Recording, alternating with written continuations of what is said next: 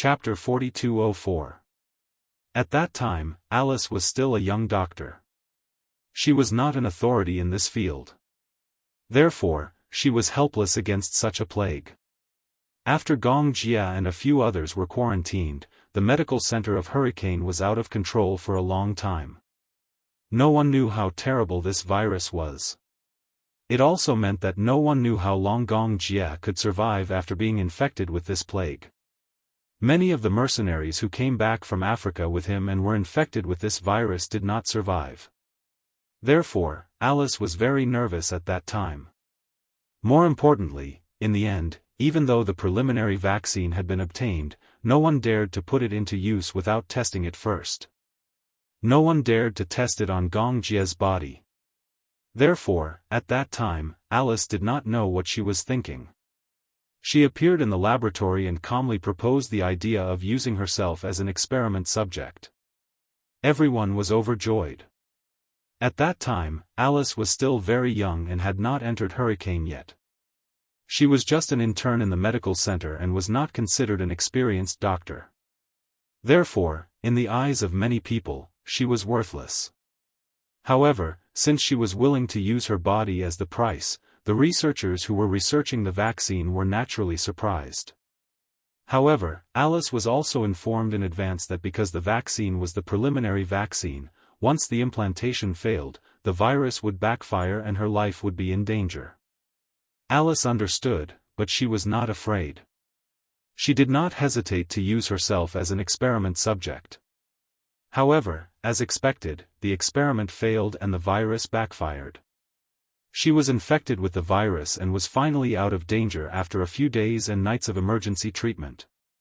However, because she accepted the human experiment without permission, she was expelled from the hospital. It was also because of the virus that she could not have children for the rest of her life.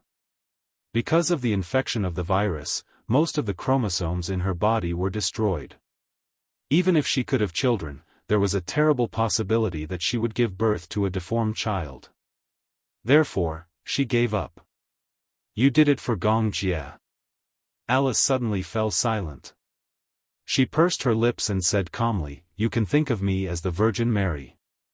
For the health of the world, I sacrificed my life for righteousness." She was so relaxed that it was difficult to see how painful it was to make this choice at that time. However, Alice did not mention that she was willing to do it for the sake of Gong Jia. She had seen Gong Jia before. Before entering the Hurricane, she had met him by chance as a medical volunteer in Africa. It was only this side that seemed to last for 10,000 years. She dreamed of entering Hurricane and becoming a member of the Hurricane Medical Center. However, as soon as she arrived at Hurricane, she had to deal with the news that Gong Jia was infected with the virus. She did it almost without thinking, even though she knew that this result was definitely not something she could bear. However, at that time, her head was hot and she didn't think about anything else. Gong Jia didn't even know about it. Alice also rarely mentioned this matter. Infertility was the result of a series of full-body checkups after her recovery. She couldn't accept it, but she had to. Fortunately, Gong Jia didn't have any serious problems. After learning a lesson from Alice, the vaccine was perfected. Therefore, Gong Jia recovered very well. Chapter 4205. This was enough to make Alice feel gratified. At least, Gong Jia was doing well. She liked Gong Jia. Although it wasn't love, this kind of liking was enough for her to give her all. However, she had never confessed her love for Gong Jia to anyone. It wasn't that she didn't think that she was worthy of Gong Jia, but she knew that Gong Jia had no interest in her. If the feelings of liking someone were not mutually willing, then it would only become a burden to reveal one's heart. Hence, Alice had never mentioned this matter to Gong Jia so that he wouldn't feel burdened. She also didn't feel that Gong Jia had to reciprocate her love and her efforts. This wasn't liking someone. This was kidnapping. This was extortion. This wasn't her motive, and it wasn't her style of doing things.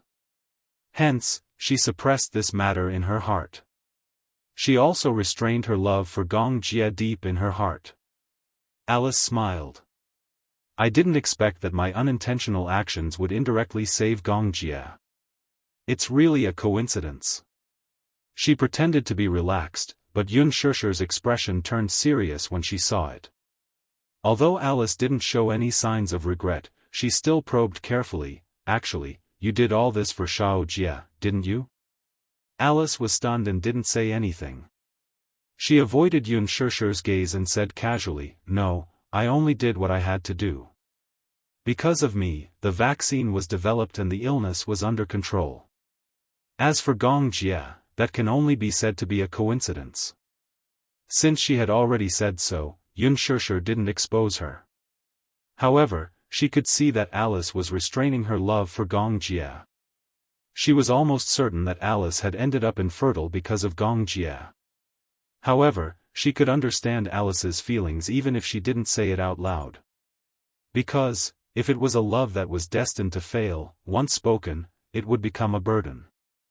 Alice didn't want to put any burden on Gong Jia. Thus, she looked calm and collected, carefully protecting her last bit of dignity. She didn't want her liking to become a kind of demanding and pitiful. Actually, it's not a big deal to be infertile. Alice pursed her lips and said seriously, if there is a chance in the future, I can meet someone I like who also likes me. If he doesn't mind, we can adopt a child and treat her as our own.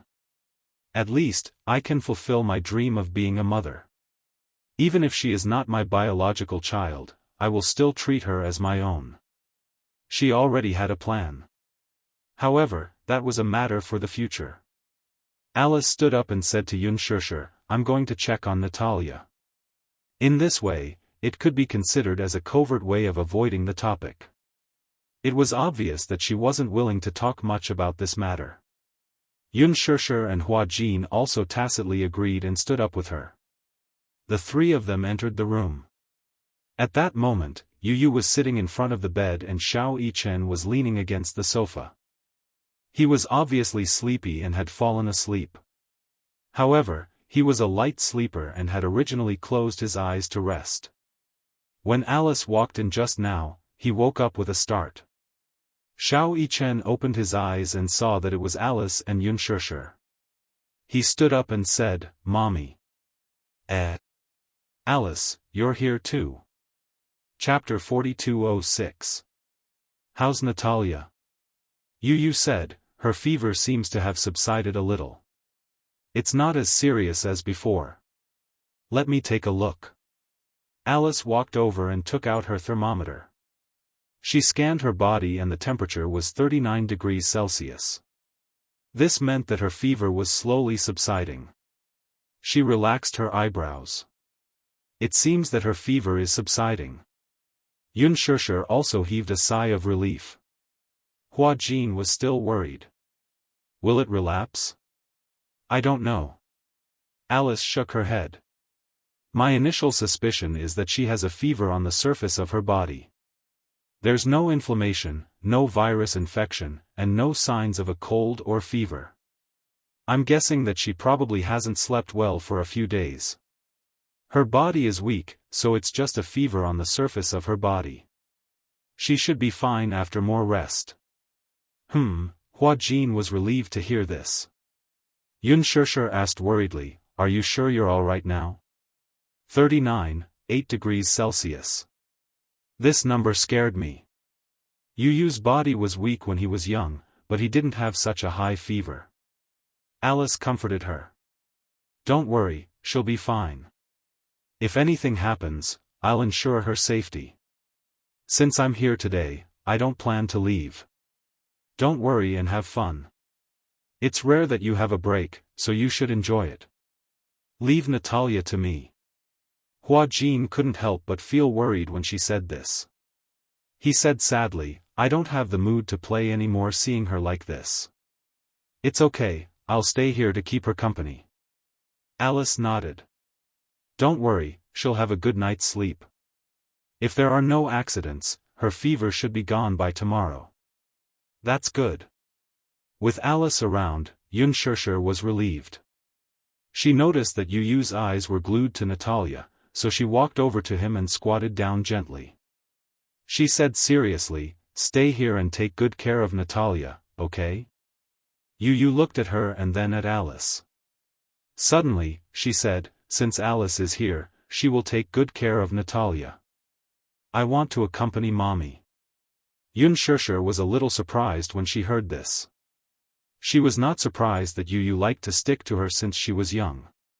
But, at some point, Yu Yu also started to become independent. Slowly, she no longer relied on her as much as before. She originally thought that Yu Yu wouldn't bear to leave Natalia and would stay to take care of her. She didn't expect him to say that he wanted to stay with her. Yunshusher couldn't help but laugh. "Mommy isn't sick. Why do you suddenly want to accompany Mommy? Mommy doesn't need Yu Yu to accompany her if she's not sick." Yu Yu suddenly stuck to her and held her hand. He snuggled into her embrace and said coquettishly, "I just want to accompany Mommy." It was rare for Yu Yu to act coquettishly. Whenever he acted coquettishly, it was as if he had returned to the time when Yu Yu was 6 years old. He wanted to stick to her all the time, like a little tail that couldn't be shaken off. Yunshusher's heart instantly softened, and her heart collapsed. She gently lifted Yu Yu up. He was already more than 10 years old. When she lifted him up, he instantly rested his head gently on her shoulder, just like when he was young. Yunshusher didn't know why, but she could sense a sense of helplessness from him. She was so sensitive. Hence, she felt that Yu Yu was in low spirits today. Chapter 4207. "It's nothing," Yu Yu's voice was muffled. It was not loud, but it sounded weak. "I want to be with Mommy." Yunshusher's eyelids suddenly twitched. She frowned slightly. She could vaguely sense that Yu Yu might have overheard her conversation with Alice. But even though she had lowered her voice, Yu Yu might have heard it and kept it in his heart. Would he think that she was worried about Gong Fan and no longer regarded him as the most important person? Yunshusher did not know how to comfort him. She hugged Yu Yu tightly and smiled at Hua Jin and Alice. Then, she carried Yu Yu and turned to leave. There was a long silence on the way back.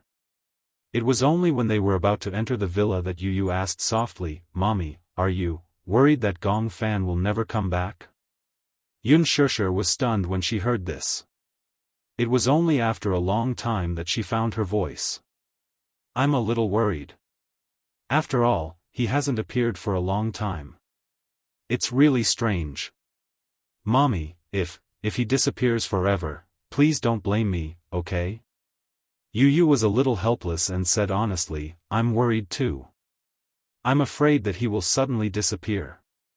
I'm actually prepared to live with him, but I don't know why, but it's as if he suddenly disappeared and I can't find him." Yunshusher did not know whether to laugh or cry when she heard this. Why would he think that? Why would you think that? Why would Mommy blame you for this? Yunshusher knew that Yu Yu had found out about her worries and helplessness. He felt guilty, helpless, and uneasy because of this. She felt helpless. She had not controlled her emotions well and made Yu Yu so uneasy. "Don't worry, Mommy didn't think too much. Don't be sad. Besides, isn't it a good thing that Gong Fan has disappeared? Does that at least mean that you've recovered?" Yu Yu nodded gently. Yunshusher carried him back to the room and comforted him, "Don't let your imagination run wild, okay?" All right. However, Yu Yu was unwilling to return to the room. Instead, he said to Yunshusher, "Mommy, I want to go out to sea." "Go to sea, yes. Let's go out to sea with Daddy and Xiao Chen, okay? What about your sister?" "Younger sister, she's seasick. Moreover, the wind at sea is too strong, and the sun is too strong. Younger sister's skin is so tender. It's not worth it if it peels." "Yes." Yunshusher asked Mu Yaja to charter a boat, and the family of 4 went out to sea. The journey out to sea took a full day. Lunch was also held at sea. Lunch consisted of freshly caught fish that had not undergone too much processing. Everything retained its original taste and was delicious. When little Chen and Yu went out to sea, they sat back to back and fished by the side of the boat. Yunshishi, on the other hand, hugged fresh coconuts and basked in the sun as she fell into a daze. When they returned in the evening, Yunshishi went to check on Natalia. Fortunately, just as Alice had said, her temperature had dropped quickly. Although it had not returned to normal, it meant that she was getting better. Chapter 4208. After the holiday in Saipan ended, Alice went back to Hurricane to complete the procedures. For a long time, she had to travel back and forth between Hurricane and the country to monitor Natalia's condition. Alice settled down in the villa that Gong Jia had bought for Hua Jin and Natalia. However, after a few days of monitoring, Alice discovered something that could not be underestimated. That was, ever since she lost the crystal ball, Natalia suddenly became very anxious. At night, it was always very difficult for her to fall asleep. Even after she fell asleep, through the sleep quality test, she would always have nightmares. The continuous nightmares always caused her to be in a half-awake state, and the quality of her sleep would be greatly affected. Therefore, it indirectly caused her to be anxious.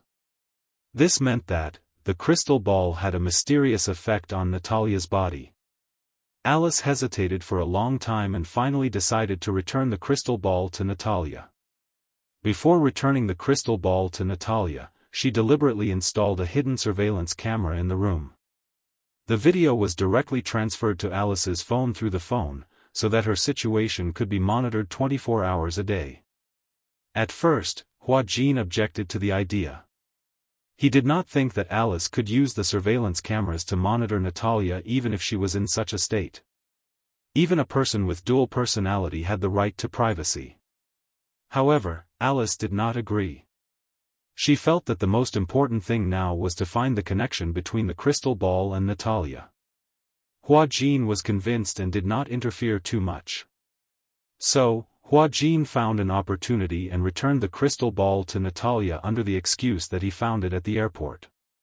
Natalia hugged the crystal ball and couldn't bear to put it down.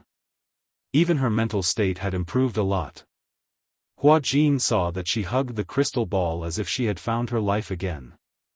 He could not help but be curious, so he secretly asked her why the crystal ball was so important. Alice said, "At night, there will be a fairy in the crystal ball who will sing me to sleep." How is that possible? Hua Jin kept staring at the crystal ball, but he could not figure out anything. He was puzzled. Where is the fairy? Why can't I see her? Only I can see her. No one else can see her at all. This is a secret between me and her. A secret that only the two of us know. As she spoke, she hugged the crystal ball to her chest, not letting Hua Jin see it anymore. On the day that Hua Jin returned the crystal ball to Natalia, Alice turned on the surveillance camera. However, it was this surveillance camera that made Alice discover a very serious problem.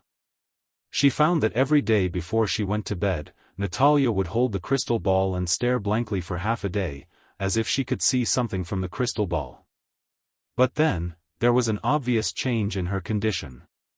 This state was not unfamiliar.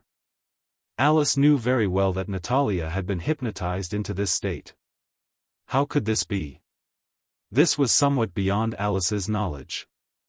Logically speaking, even if it was hypnotism, it still required the hypnotist and the hypnotist to work together. Not one of them could be missing. The crystal ball was nothing more than an auxiliary tool. Chapter 4209. What was even more surprising was that Alice finally discovered Natalia's second personality during the surveillance. Natalia appeared. It was early in the morning. Alice set an alarm to wake up. Usually, Natalia would wake up at 8 o'clock, but Alice would set an alarm at 7 o'clock. She would wake up early and pay attention to Natalia's situation at all times. She clearly noticed that the moment Natalia opened her eyes, she became a stranger.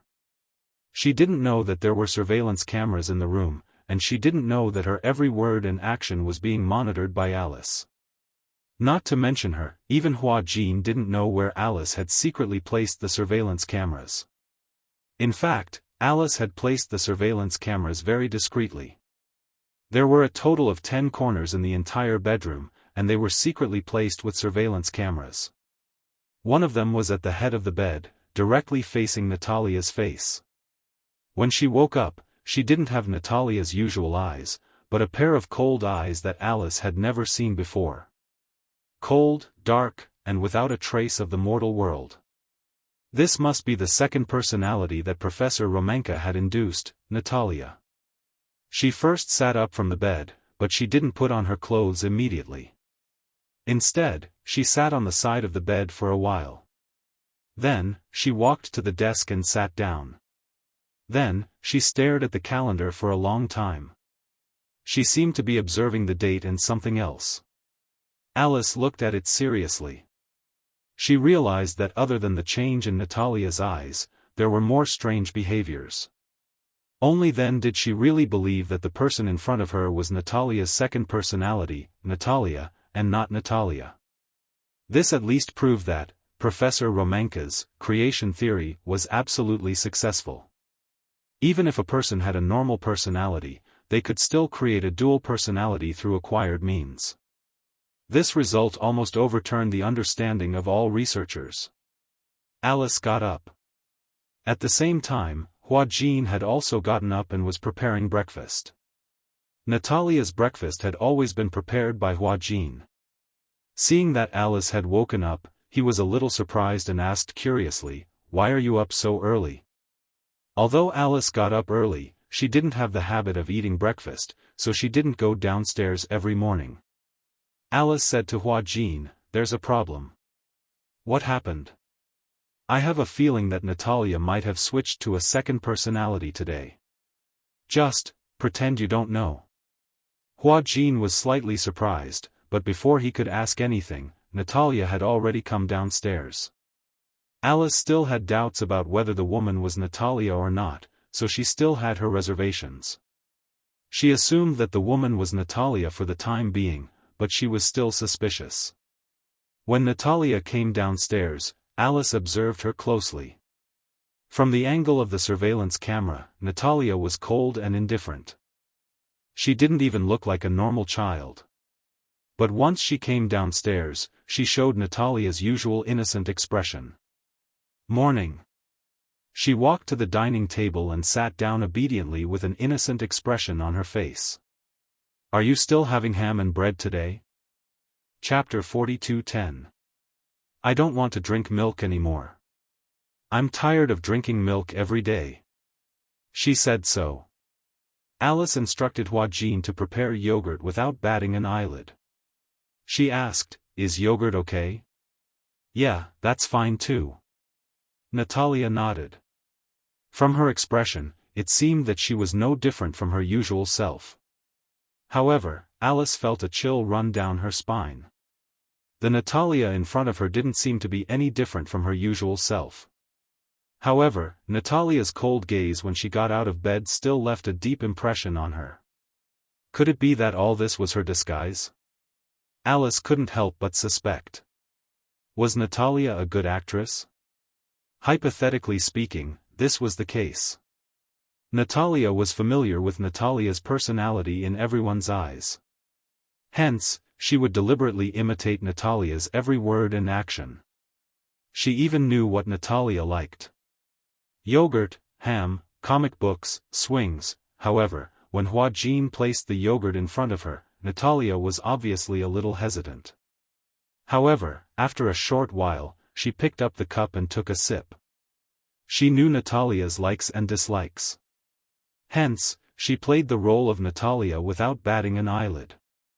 Alice acted as if nothing had happened. She didn't want to make her suspicious.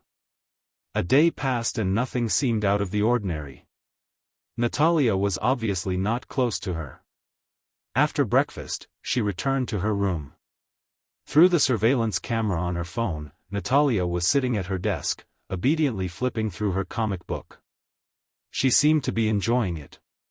She didn't seem to have changed much from before. Could it be that scene in the morning was her imagination? Alice wondered. Soon, the day passed. Natalia went to bed early as usual. However, she keenly noticed that she did not hug the crystal ball before going to bed that day. Instead, she marked a circle on the calendar and went to bed early. Alice sneaked into her room while she was asleep. At that moment, the room was unusually quiet. Only the sound of Natalia's breathing could be heard. It was obvious that she had fallen asleep. After making sure that she was asleep, Alice flipped through the calendar. She was shocked to find that there were circles on the calendar. Not every day had one. On average, there were only 2 circles a week. At most, there were 3 circles. This phenomenon had existed tacitly for 2 months. Could she understand that this was a mark left by Natalia on the calendar? If Natalia was the one who woke up, she would leave a circle on the calendar as a mark. If that was the case, Natalia would appear about 9 times a month. These 9 times, however, Hua Jin did not notice it at all. Did this mean that Natasha's research was so godlike that even the people around her did not notice this detail? Alice couldn't help but feel terrified. So why did Natalia copy Natalia's every word and action? What was her purpose in doing this? Was to disguise herself? Could it be that this was a way to protect himself? Then, if the hypnosis was real, what was Natalia's purpose for hypnotizing Hua Jin and Gong Fan? More importantly, a child, even if it was a created second personality, what methods did she have to know hypnosis? Chapter 42:11. Before this, Alice had the habit of communicating with Hua Jin every day. Usually, it was over the phone to find out about Natalia's situation and changes. However, Hua Jin said that there was nothing out of the ordinary. That meant that there was a big problem. There were too many things that needed to be uncovered. Alice suddenly realized that Natalia might be hiding many secrets that no one knew about. The next day, when Natalia woke up, Alice discovered through the surveillance that it was the other personality, Natalia, who had woken up, and not Natalia. As soon as she walked downstairs, she skipped over to Hua Jin and asked with a smile, "Can I go and play with Yu today?" Yu? Hua Jin was stunned. Now that Alice was not by his side, he did not know how to reply. He had no way of monitoring Natalia. Usually, the phone that was connected to the surveillance camera was kept by Alice. Hence, he had no way of knowing which personality the girl in front of him was. Can't I? Natalia said with some regret. Can't I go and play with him? I'm so bored here alone. Hua Jin smiled and said, I can play with you. But, you're not fun. Natalia sat at the dining table and held her head dejectedly. She pouted and said, also, with this auntie around, I feel very uncomfortable. Hua Jin knew that she was not close to Alice. It was not strange that she did not like Alice. Hence, he coaxed her, I'll take you to play with brother Yu tomorrow, okay? Don't. Natalia started to whine. I just want to play with him today, okay? Is something wrong with him? That's not it. After hesitating for a long time, Hua Jin finally nodded gently. Okay. Then, I'll take you there after breakfast. Okay. Natalia clapped her little hands happily, looking very happy. Then you must eat your breakfast obediently before I take you there. All right. Natalia had just finished her breakfast when Alice came downstairs. For some reason, the smile on Natalia's face faded when she saw her. Coincidentally, she had also finished her breakfast. She immediately said to Hua Jin, I'm full. I'm going upstairs to change. With that, she headed upstairs. Alice looked back at her and asked curiously, change clothes? Where is she going? Hua Jin said, she wants to play with Yu. Upon hearing this, Alice's face sank slightly. She quickly walked to his side and lowered her voice as she asked, You agree? Yes. Hua Jin sensed that something was wrong with her expression and immediately became nervous. What's wrong? Can't I? It's not that I can't. It's just that her condition is not stable now. I don't want her to interact with you. Why? Hua Jin found it strange. I don't think there's anything wrong with her. Just because you can't see it doesn't mean it doesn't exist. Alice looked at him reproachfully. Are you going to take her out now? Hua Jin nodded hesitantly. Yes, Alice sighed deeply and frowned. How could she let Natalia and Yu be alone together? Naturally, she was afraid that something would go wrong. Hua Jin studied her expression and asked tentatively, then, should we reject her? Chapter 42:12. Forget it. Alice waved her hand. You've already promised her. If you don't go now, she'll definitely be suspicious. Forget it, I'll go with you and be more careful. Who knows, maybe I'll be able to observe something. Hua Jin listened and nodded. However, when the three of them were about to leave, Natalia saw that Alice was going with them and pouted unhappily. Why does she want to go with us? She muttered to Hua Jin. Obviously, she felt uncomfortable with Alice going with them. Hua Jin squatted down and asked her curiously, do you not like Aunt Alice? Natalia turned around to glance at Alice and nodded sadly. I don't know why, but I feel like she's spying on me. Even Hua Jin couldn't help but be stunned by her sensitive answer for a long time. Hua Jin lifted his head to look at Alice, but Natalia suddenly said unwillingly, if she's going, then I won't go. I'm not a criminal.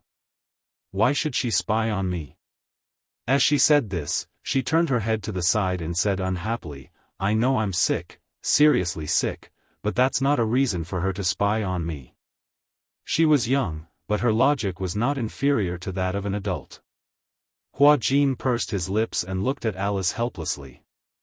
Alice looked at Hua Jin, then at Natalia, and raised her eyebrows. She could tell that the latter was unhappy that she had tagged along. She also felt that it wasn't appropriate for her to go. If Natalia was alerted, it would be detrimental to her research. Alice took a step back and said, why don't you guys go? I have nothing to do if I go. Okay. Alice said as she turned around and went back into the house. She stood by the window until she saw Hua Jin and Natalia get into the car. 15 minutes later, she walked to the garage and started a car. She took a shortcut and sped toward Yunshi's house. Natalia was on guard. Alice's sixth sense told her that the child was Natalia, not Natalia. Therefore, she absolutely could not sit back and do nothing. Because they took a shortcut, Alice arrived at Yunshi's house before Hua Jin did. Yunshi knew that Hua Jin and Natalia were coming, so she started preparing an exquisite lunch early in the morning. When she saw that Alice was also here, she was surprised. What happened? She looked at Alice and saw that she had come alone. She was a little confused. Where are Hua Jin and Natalia? That little girl is on guard against me. She didn't want me to come with her, so I came secretly. She said that she wanted to play with Yu. I was also worried that she would interact with Yu alone. I want to talk to Yu alone. Yunshi immediately nodded when she heard this. Okay. Alice went up to the study on the second floor. Yu was reading in the study. Alice knocked on the door and walked in. Yu was a little surprised to see her. Alice? Shoo! Alice walked up to him, looking a little serious. Yu was stunned. What's wrong? You don't look well. Did something happen to Natalia? Chapter 42:13. Alice squatted down in front of him and said gently, I found something fishy these few days. Do you still remember when Gong Fan was hypnotized by Natalia? You didn't think much of it. That was a coincidence. There's no evidence. It must be Natalia who hypnotized Gong Fan. But don't you think it's too much of a coincidence? The two of them came into contact once and something happened to Gong Fan. I suspect that Natalia's other personality, which is Natalia, might know hypnotism. How could she know hypnotism? It was unbelievable that such a young child would know such powerful hypnotism. Yu found it hard to believe. Even a hypnotist like Alice only finished her apprenticeship a few years ago. Other than Gong Fan, you haven't had any direct contact with Natalia. There are too many unknown possibilities. You can't say for sure, and I don't dare to make a conclusion either. Yu nodded slightly. I understand. You want me to be careful. Alice explained some of the usual hypnotism techniques seriously. Do you know about awake hypnotism? Yu shook his head. He didn't understand the field of hypnotism. Do you remember that I hypnotized you before? Yes, I remember that. Yes, that's trance hypnotism. Trance hypnotism? Yu didn't understand. What's the difference between the two? There's a big difference. When a person was awake, asleep, dreaming, and feeling happy, the brain would operate at different frequencies and release different chemicals. The different frequencies of the brain could cause different physical sensations, such as fatigue and relaxation. Hypnotism interfered with these frequencies. In other words, it interfered with the brain waves. Trance hypnotism was when a person was tired, asleep, or in a trance. The hypnotist interfered with the brain waves to achieve the goal of hypnotism. However, awake hypnotism was the highest level in the field of hypnotism. Awake hypnotism wasn't something that any hypnotist could do. Awake hypnotism required a hypnotist's talent. In other words, it had nothing to do with age. There were many classic examples of lucid hypnosis in the real world. For example, when people saw red, they would immediately think of the national flag and blood donation. When they saw yellow, they would think of sunflowers. Then, when red and yellow were together, they would think of McDonald's. This was the sober hypnosis used in commercials. As for the general public, there was no lack of a minority who accepted such clear-headed hypnosis suggestions. Alice suspected that Natalia had used sober hypnosis on Gong Fan. However, she wasn't present at the time, so she didn't know what had happened. But after Gong Fan saw Alice once, he never returned to this body, did he? Yu nodded. After hearing what he said, he also felt that this was a little too suspicious. Then, what is her goal? Yu's question stumped Alice. Even she could not be sure why Natalia would do that, and why she would use lucid hypnosis. She had thought of many possibilities, but none of them could be valid. However, her sixth sense told her that there must be something that she had missed. However, I don't understand. What's the benefit of Natalia hypnotizing Gong Fan? Chapter 42:14. I don't know. But I think there is something suspicious. Yu blurted this out of the blue. When Alice heard this, she was surprised. Go ahead. Professor Romanka worked so hard to cultivate Natalia and used her as an experimental specimen. Why did he let us take Natalia away so easily? Don't you think it's suspicious? Alice was stunned. Yu looked at her and said, I think the real suspect is Professor Romanka. Do you think it's possible for someone else to control her personality? Well, I can't tell you now. Maybe it sounds like a fantasy story, but I do think it's suspicious. Maybe I'm just imagining things. Alice was at her wit's end. But now was not the time to talk about this. Alice looked dispirited. I don't know what went wrong. Anyway, you have to be careful when you interact with Natalia. For example, if you feel tired, don't look into her eyes, her expressions, and her movements. Is it so scary? Yu was puzzled. Even if I'm not asleep, I can still be hypnotized by her. If you feel tired, that's when your brainwaves are at their weakest. It's also the time when you are most susceptible to interference. Yu nodded seriously. Okay, I understand. Downstairs, the sound of a car engine could be heard. Alice sensed that someone had arrived. She said to Yu, "I'm going to the room upstairs. If anything happens, let me know, okay? I'll be upstairs. I'll try my best not to make any mistakes. If Natalia finds out that you're upstairs, she'll be suspicious. Then, all our efforts will be in vain."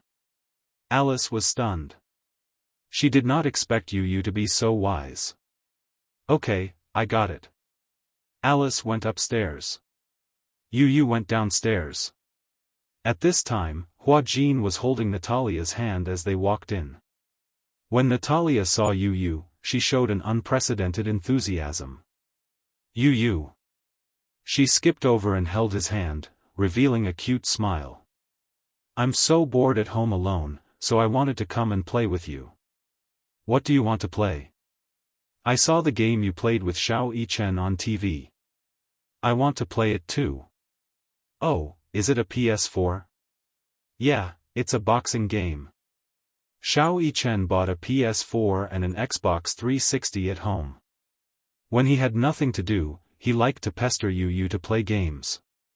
However, now that he was addicted to PlayerUnknown's Battlegrounds, he was not that enthusiastic about these games. Usually, only Yu and Mu Yaja would play them occasionally. There was a layer of dust on the console. This was a console game, so it had to be connected to the TV to play. The graphics were very clear, and it was similar to many games in the arcade. There were fighting games, which were good for intelligence. The last time Natalia saw Yu and Xiao Yichen playing Tekken 7, she was very interested in it. Hence, she said that she wanted to play with Yu.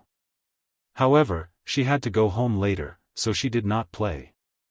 Chapter 42:15. The two little guys surrounded the TV and played with relish.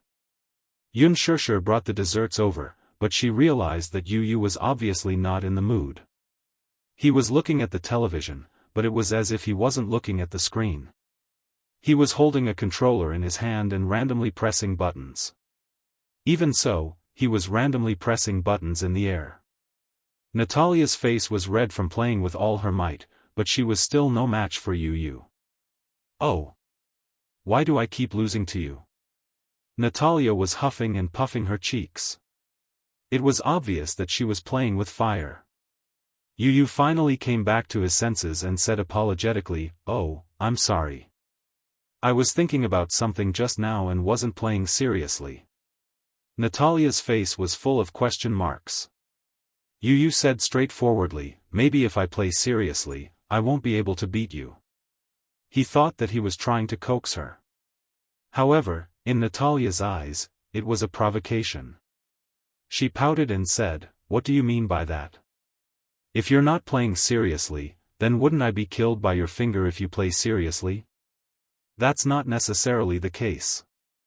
Yu said seriously, "In this game, Xiao Yichen is still better. I've never been his match." "Humph, why won't you go easy on me?" Natalia was obviously unhappy that she had lost. She threw the controller aside and hugged her knees, looking aggrieved. Yu pursed his lips. It was obvious that he was still thinking about something. Natalia suddenly stood up and ran upstairs. She was obviously a little angry. Hua Jin saw this. If it was in the past, he would have laughed. She must be angry, so he planned to coax her. She was obviously waiting for Yu to coax her. However, Yu was unmoved. He knew what Natalia's motive was. He could even imagine that she was waiting for him to coax her. Alice had previously warned him not to be alone with Natalia. He shouldn't create this opportunity, and he shouldn't let it happen. Yu suspected that Natalia wanted to play the game with him so that she would lose on purpose and run to the room to wait for him to find her. This way, the two of them would have a chance to be alone. He believed Alice's warning. Hence, when Natalia ran upstairs, he didn't do anything. He switched to the game disc and started playing casually. Time passed by slowly. Upstairs, Natalia couldn't take it anymore. She initially thought that Yu would not bear to see her go upstairs in a fit of pique, so he would follow her upstairs and coax her. However, after waiting for so long, she still didn't see anyone. She felt strange. Alice's guess was right. The Natalia in front of him wasn't Natalia at all. She was Natalia, who had taken over her body. She had tried so hard to be alone with Yu. Alice had already seen through her and told Yu in advance. Yu naturally believed her. He didn't believe that Alice would harm him. However, he had already felt that there was something wrong with Natalia. Natalia couldn't sit still anymore. She carefully pushed open the door to the room and felt her way to the staircase. From her angle, she saw Yu sitting on the sofa in the living room. He was holding the controller and looking at the game calmly. She widened her eyes in surprise. He seemed to be unmoved by her anger. In fact, he looked cold. What was going on? Chapter 42:16. Natalia could tell that Yu had special feelings for Natalia. It was not the kind of pure friendship between children. It was not exactly love either, but she could not pinpoint exactly what kind of feelings it was. She only knew that Natalia had a special place in the boy's heart. She took advantage of this. Natalia secretly bit her finger. She was close to the time limit that Professor Romanka had set for her. She had to complete this task as soon as possible. Otherwise, she did not know how to explain it to Professor Romanka. Unspoken walked from the kitchen to the living room. Out of the corner of her eye, she caught a glimpse of Natalia hiding in the corner of the stairs. She pretended not to see her and walked to Yu's side. She handed him a glass of fresh apple juice. Your favorite apple juice. Yu loved to eat apples.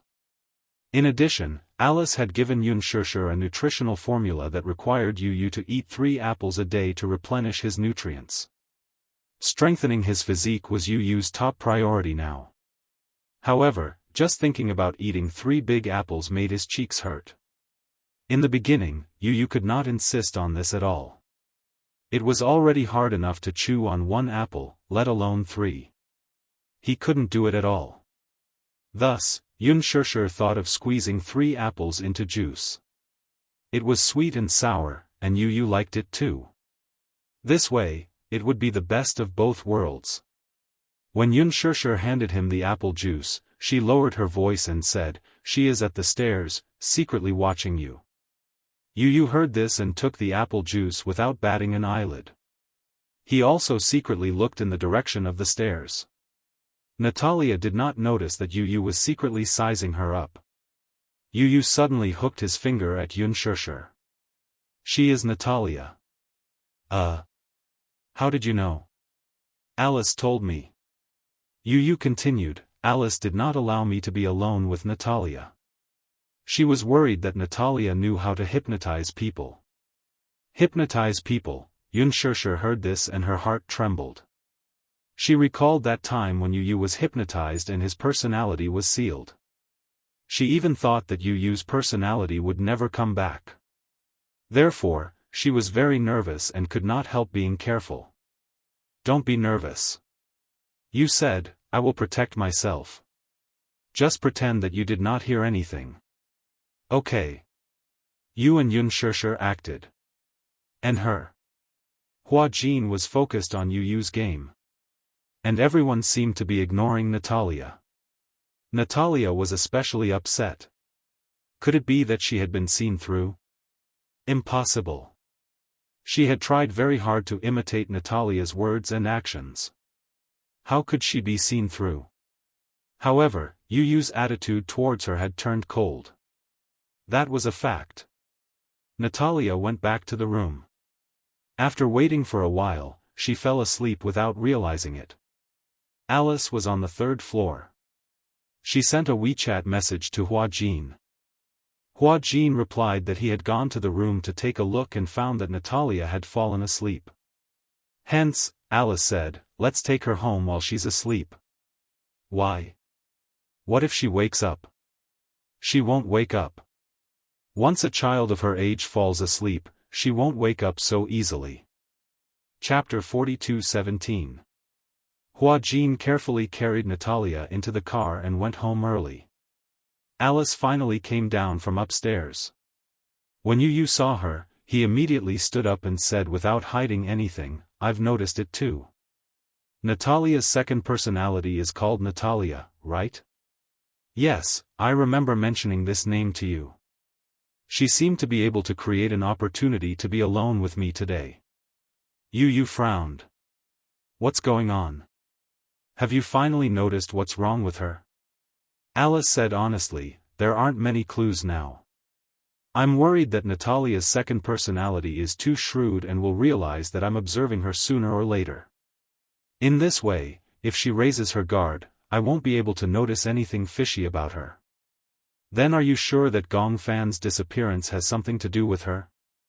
When Alice heard this, she took a deep breath and said in a low voice, "I'm sorry, I'm not sure. I'm just suspecting. But I feel that the possibility of it being related to her is very high. That's why I hope that you'll raise your guard so that you won't make the same mistake again." When Yunshusher heard this, she couldn't help but hug Yu tightly. Yu looked up and saw Yunshusher's forbearing gaze. He turned around and said to Alice, "How do you know about Gong Fan's current situation?" Alice was stunned. "What do you mean? You also know that Gong Fan has disappeared for too long. Did he really disappear, or did something happen because of Natalia? Is she in danger? I want to ask you to help me find him." When Alice heard this, she was surprised. She said half jokingly, half seriously, "Isn't Gong Fan's disappearance good news to you?" When Yu heard this, he was in a daze for a long time. Then he lowered his head and said in a low voice, "In the past, I probably thought that if Gong Fan suddenly disappeared without a trace, it would be something to be happy about. At least, his departure wasn't accompanied by too much pain. But now, I don't think so." "Why?" Alice didn't know if she should ask, but she still wanted to know more about Yu's feelings. Yu said honestly, "Whether it's him or me, we're all part of this life. Without him, I'm not me, and without me, he's not him. We was the name, the miracle that was formed. I couldn't lose him. Mommy couldn't lose him either. Yueyao couldn't lose him. Xiao Yichen couldn't lose him either. If he was so important, why did he disappear just like that? In the past, I felt that he had occupied my body for too long, so I couldn't spend more time with Mommy. Now, if he can hear me, I want to say that I'm willing to sacrifice more time for him to come back. If he's willing, I can let Mommy tell him a bedtime story every night and sing to him." As Yu spoke, her tears fell unknowingly. When Yunshusher saw this, her heart felt like it was being stabbed by a knife. Her heart ached as she hugged him. "Yu, don't be sad, how can I not be sad?" Chapter 42:18. Yu suppressed his sadness and said, "He didn't say goodbye and left without saying goodbye. No one knows where he went. Every night, I would call his name repeatedly before I went to bed, but he didn't seem to hear me. I was thinking, where did he go? Did he not want Mommy and me anymore? He made Mommy sad. I hate him." Yunshusher was helpless and sad. She secretly wiped his tears and said, Yu, don't be so sad." Yu still said angrily, "If he doesn't come back, then forget it. He won't." She cupped his little face and rubbed against it affectionately.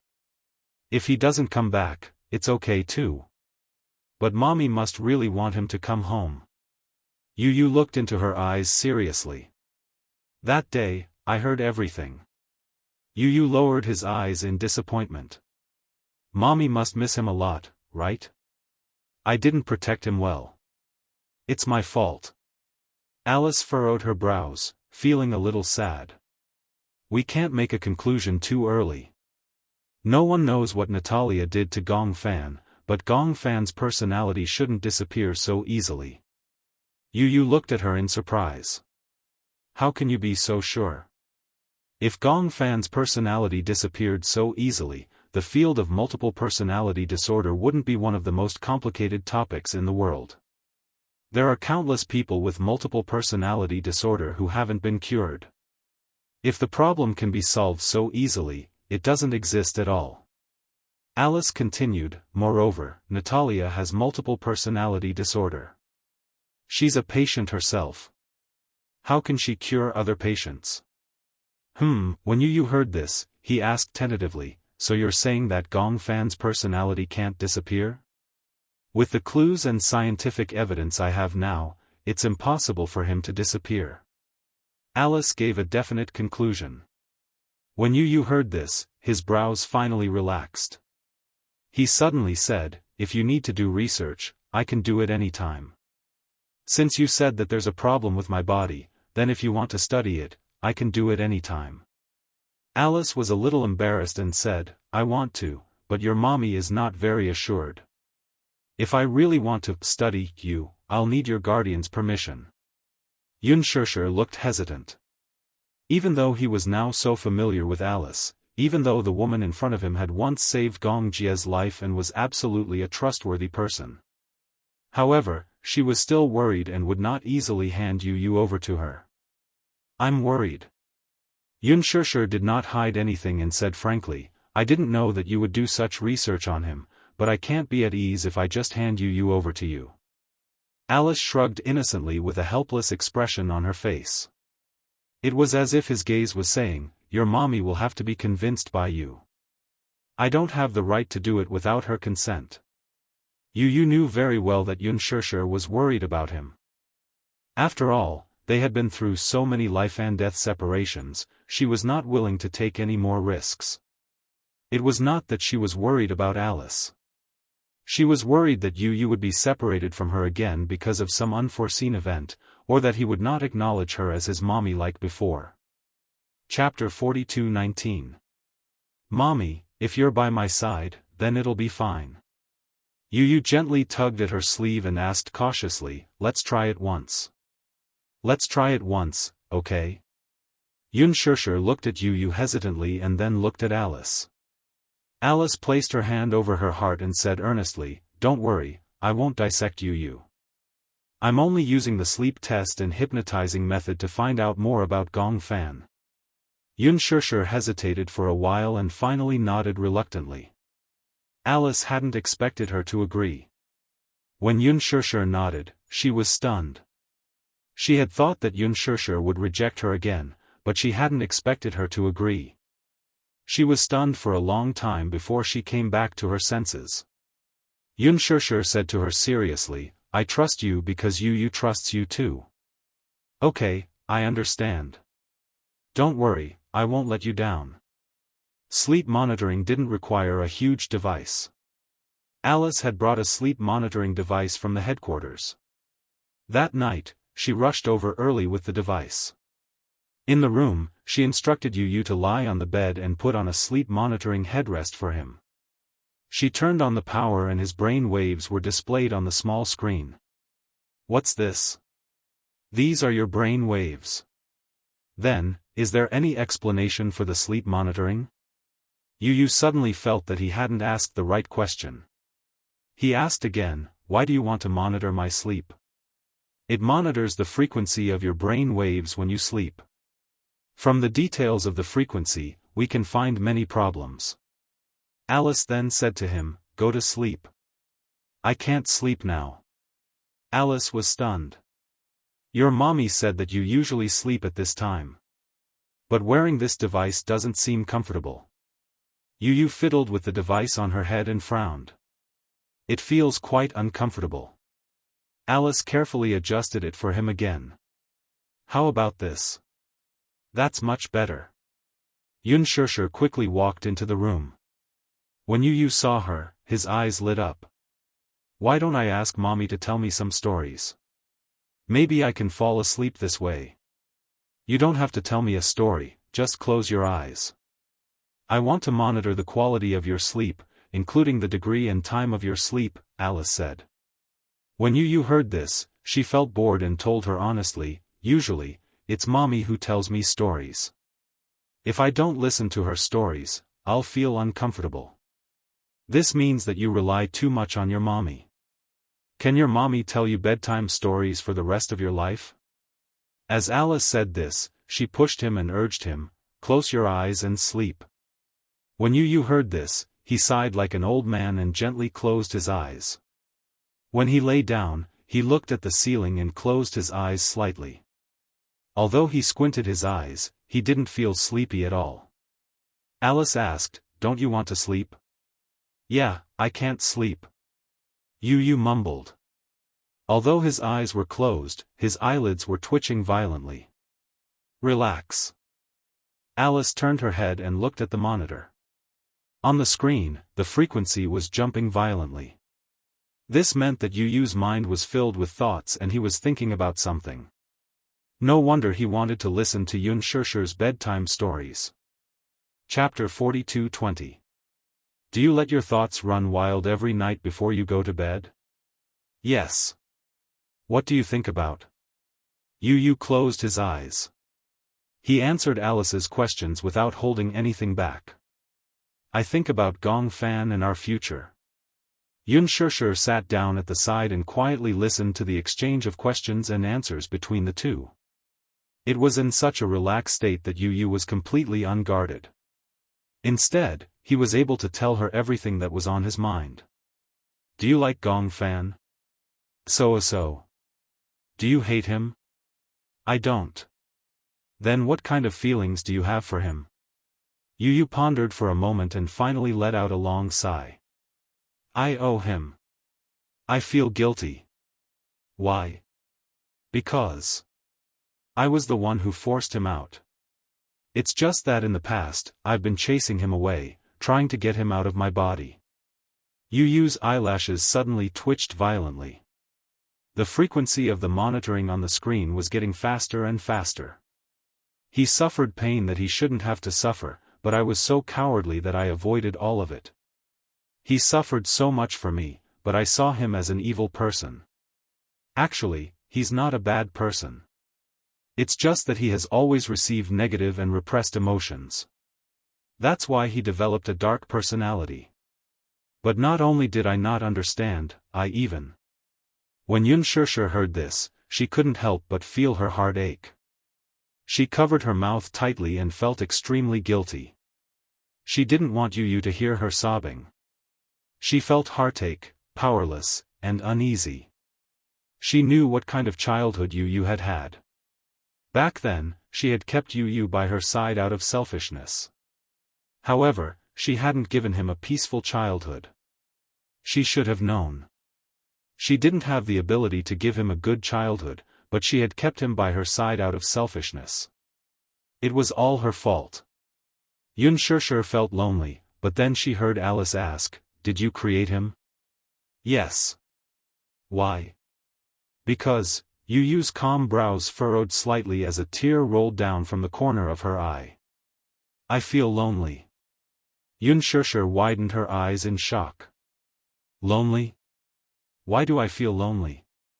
When I was young, everyone had parents, brothers, sisters, and so many friends. But I felt that I couldn't get along well with those children. Why? Why can't we get along well? Because I keep feeling that their world is different from mine. Their parents would send them to school, and after school, someone would send them home.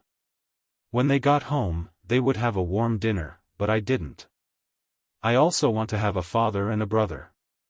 I fantasize about having such a family, but I know that mommy is also very lonely. I shouldn't force so much. So, I always imagined that I had an older brother, until one day, I felt that he had appeared. Do you remember what day it was? Chapter 42:21. Yu paused and his voice suddenly became gloomy. When I fell asleep at night, I saw him in my dream. He was standing there alone, covered in injuries. Was it Gong Fan? Yes, at that time, he didn't have a name. He didn't seem to see me, but I could see him standing in the dark world with a lonely gaze. Yu continued, he didn't have any friends. Alice looked at him and suddenly asked softly, have you ever thought of being friends with him? No. Yu frowned and said uneasily, I was afraid that he would snatch her from me. Snatch from what? Mommy, Yu gradually looked exhausted. Apart from mommy, I have nothing. I don't have any friends or family. I only have mommy. What if he snatches mommy away from me? So, at that time, I hoped that he would die. Yu's voice suddenly became cold. I hoped that he would never appear in my world again. Alice furrowed her brows and turned to look at Unparalleled, only to see that the latter's face was already streaked with tears. I'm sorry, she prayed in her heart. She didn't expect that his childhood experience would leave Yu with such a dark world in his heart. But, later on, I didn't want him to die. Yu was obviously in a difficult situation. He rubbed his eyes and turned over slightly. Alice immediately adjusted the blanket for him. Why didn't you want him to die? Because mommy seems to like him a lot. Yu said seriously, I also feel very guilty towards him. If it wasn't for him, I wouldn't have been able to bear the pressure of the darkness. I feel that Gong Fan is a real strong person. He stands in the dark and is so calm. He has suffered so much for me. It would be too cruel for me to chase him away. Mommy also loves him and loves him. So, I hope that he will stay. When we were young, he bore so much for me. Now that I'm bearing this for him, it's not worth mentioning. Actually, if you had told your mommy about what had happened to you back then, you wouldn't have had to go through all this. Yu suddenly sighed helplessly. I don't want that. I don't want mommy to know about this. His resolute tone surprised Alice. Why? Because I happened to hear mommy and grandpa mention that she regretted keeping me by her side. Perhaps it was because she saw that I didn't have a good childhood, so she wanted to send me back to daddy's side and let me live a better life. If I let her know that I'm not doing well, she'll definitely send me away. You can't bear to leave your mommy. Even if I die, Yu's lips parted. I want to die in mommy's arms too. I'm not going anywhere. When Unparalleled heard this, she stood up gently and walked to the balcony. She lowered her head weakly. After about a quarter of an hour, Alice also came out. She leaned against the railing and casually lit a cigarette. The smell of smoke drifted into Unparalleled's nose, but she didn't find it pungent. She even gasped and choked a few times. Why did you come out? Alice raised her eyebrows. You can't bear it? When he said those words just now, what kind of state was he in? Chapter 42:22. Goodness gracious. Unparalleled was extremely vexed. What had she done? Yu was still so young. Why did he have to go through such a cruel experience? It's all my fault. Unparalleled covered her face sadly and said in a daze, at that time, I shouldn't have kept him by my side out of selfishness. I clearly didn't have the means to give him a wonderful childhood. I shouldn't have brought him back. It's all my fault. It's all my fault. Alice looked at Unparalleled's sad expression and felt her heart ache. She didn't have a child, but she could understand this feeling. She imagined that she wanted to give him the best thing in the world. However, the reality was, she didn't have the ability to do so. Alice smiled helplessly and said plainly, who said that you didn't give him the best thing in the world? Unparalleled looked up with tears in her eyes and looked at her in surprise. Alice smiled. To him, aren't you the best thing in the world? Unparalleled was stunned. She opened her mouth in surprise. When she came back to her senses, she gently wiped away her tears. When she heard the conversation between Yu and Alice while he was half awake, she felt heartbroken. However, when she heard what Alice said now, she felt a little conflicted. Don't give him what he thinks is good, and don't blindly put all the blame on yourself. Life is irreversible. Everything can't be overturned. Accept everything calmly. Thank you. Unparalleled said, to think that I was still wary of you. I didn't expect you to be so much more mature than me.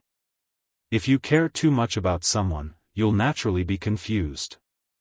As Alice said this, she flipped through the printed monitoring report and took a drag on her cigarette. Xianxia looked at it. There were all kinds of complicated lines on it.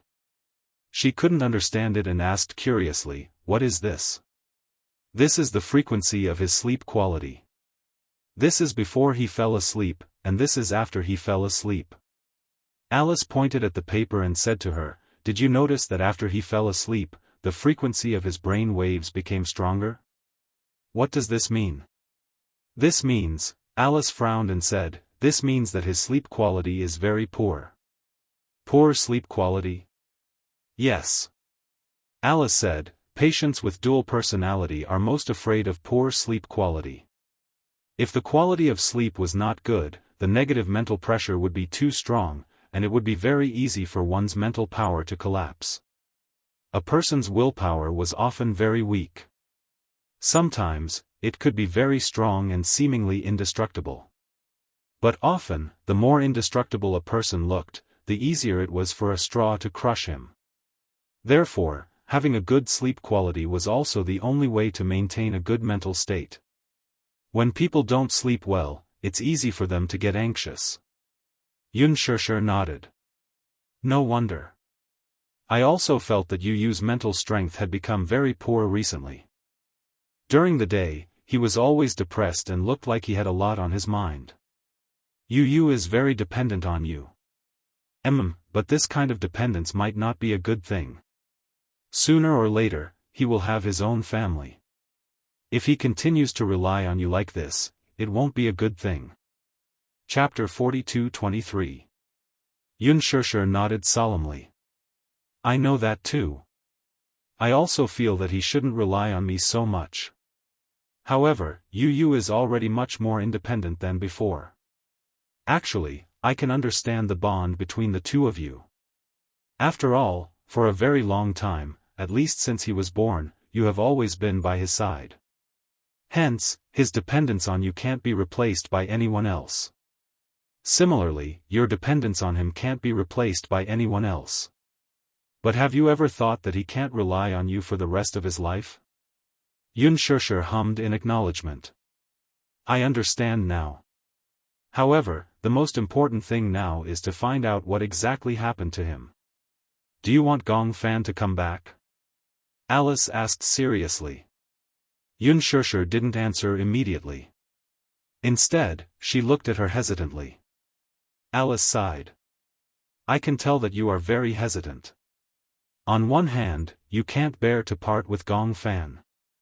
On the other hand, you don't want to be a burden to Yu, right?" "Yes. Yu only feels guilty towards Gong Fan.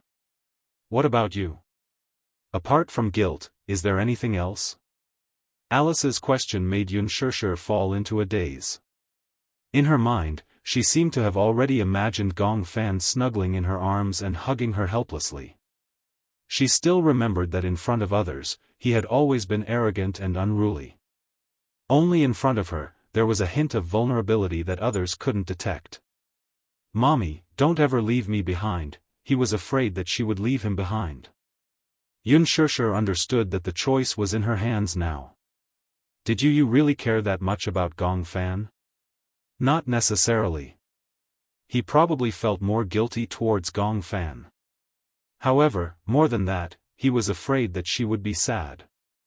Yu probably had many ways to make Gong Fan disappear and send him to the land of exile. Even if Gong Fan was unwilling to leave, if she said, "I don't want you anymore," Gong Fan would definitely leave disheartened. But, the most contradictory thing was that she would rather Gong Fan live in her world than in Yu's. If it were her, she would be willing to bear all the pain.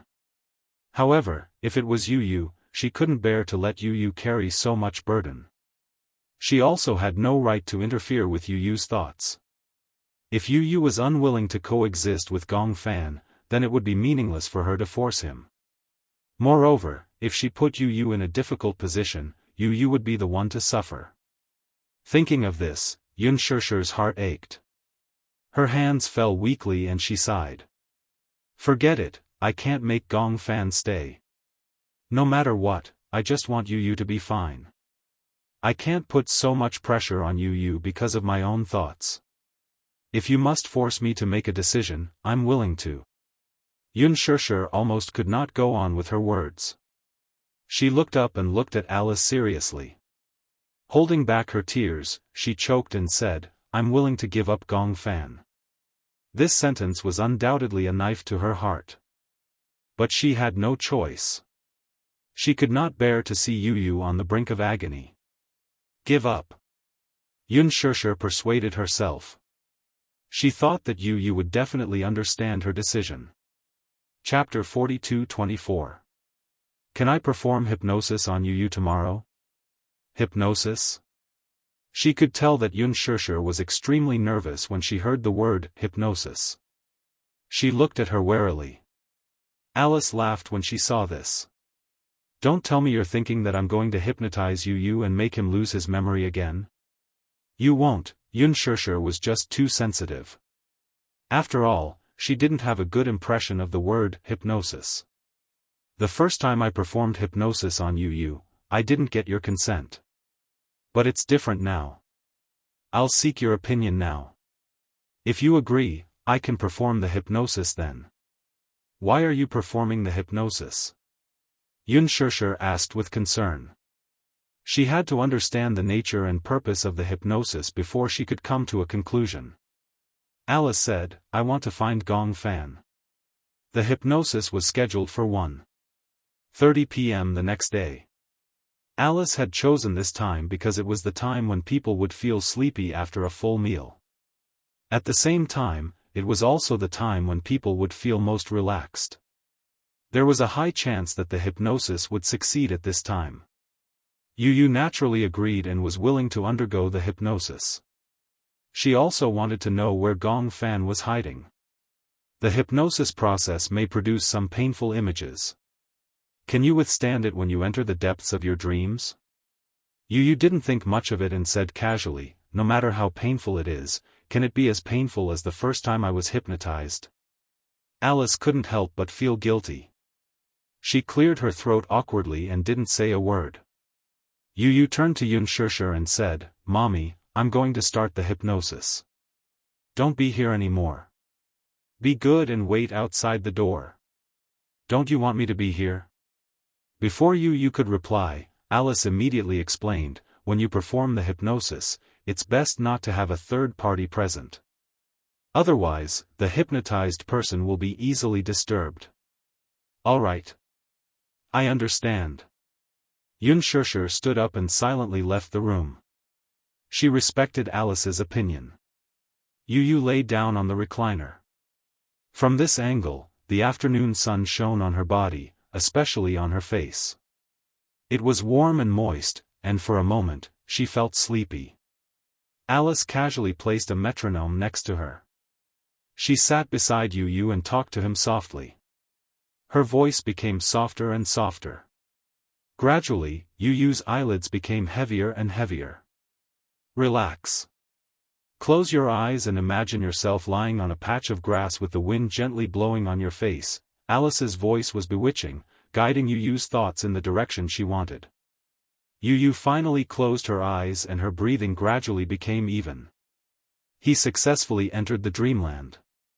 When he opened his eyes again, he realized that he was really lying on a patch of grass. There was a blue sky and white clouds. There was a gentle breeze and the sun surrounded him. It was warm and comfortable. He just lay there freely and couldn't bear to move for a moment. What do you see? Alice's voice was still accompanying him. Yu opened his eyes and looked up at the sky. He saw a kite floating in the sky, flying higher and higher. I see a kite. A kite? Chapter 42-25. It's Gong Fan? Yu blurted out. Alice was stunned. Gong Fan? How could it be? In the dream, Yu was already running toward Gong Fan without a care for anything else. He was standing on the top of the mountain and could see far away. From his angle, he could easily see the person who was running and flying a kite at the foot of the mountain. He had the same attire, clothes, and face as him. However, his expression was cold. Even when he was flying the kite, his face did not have the innocence that a child of his age should have. Instead, he was looking at the kite in the sky silently. From time to time, he would step back and tug gently.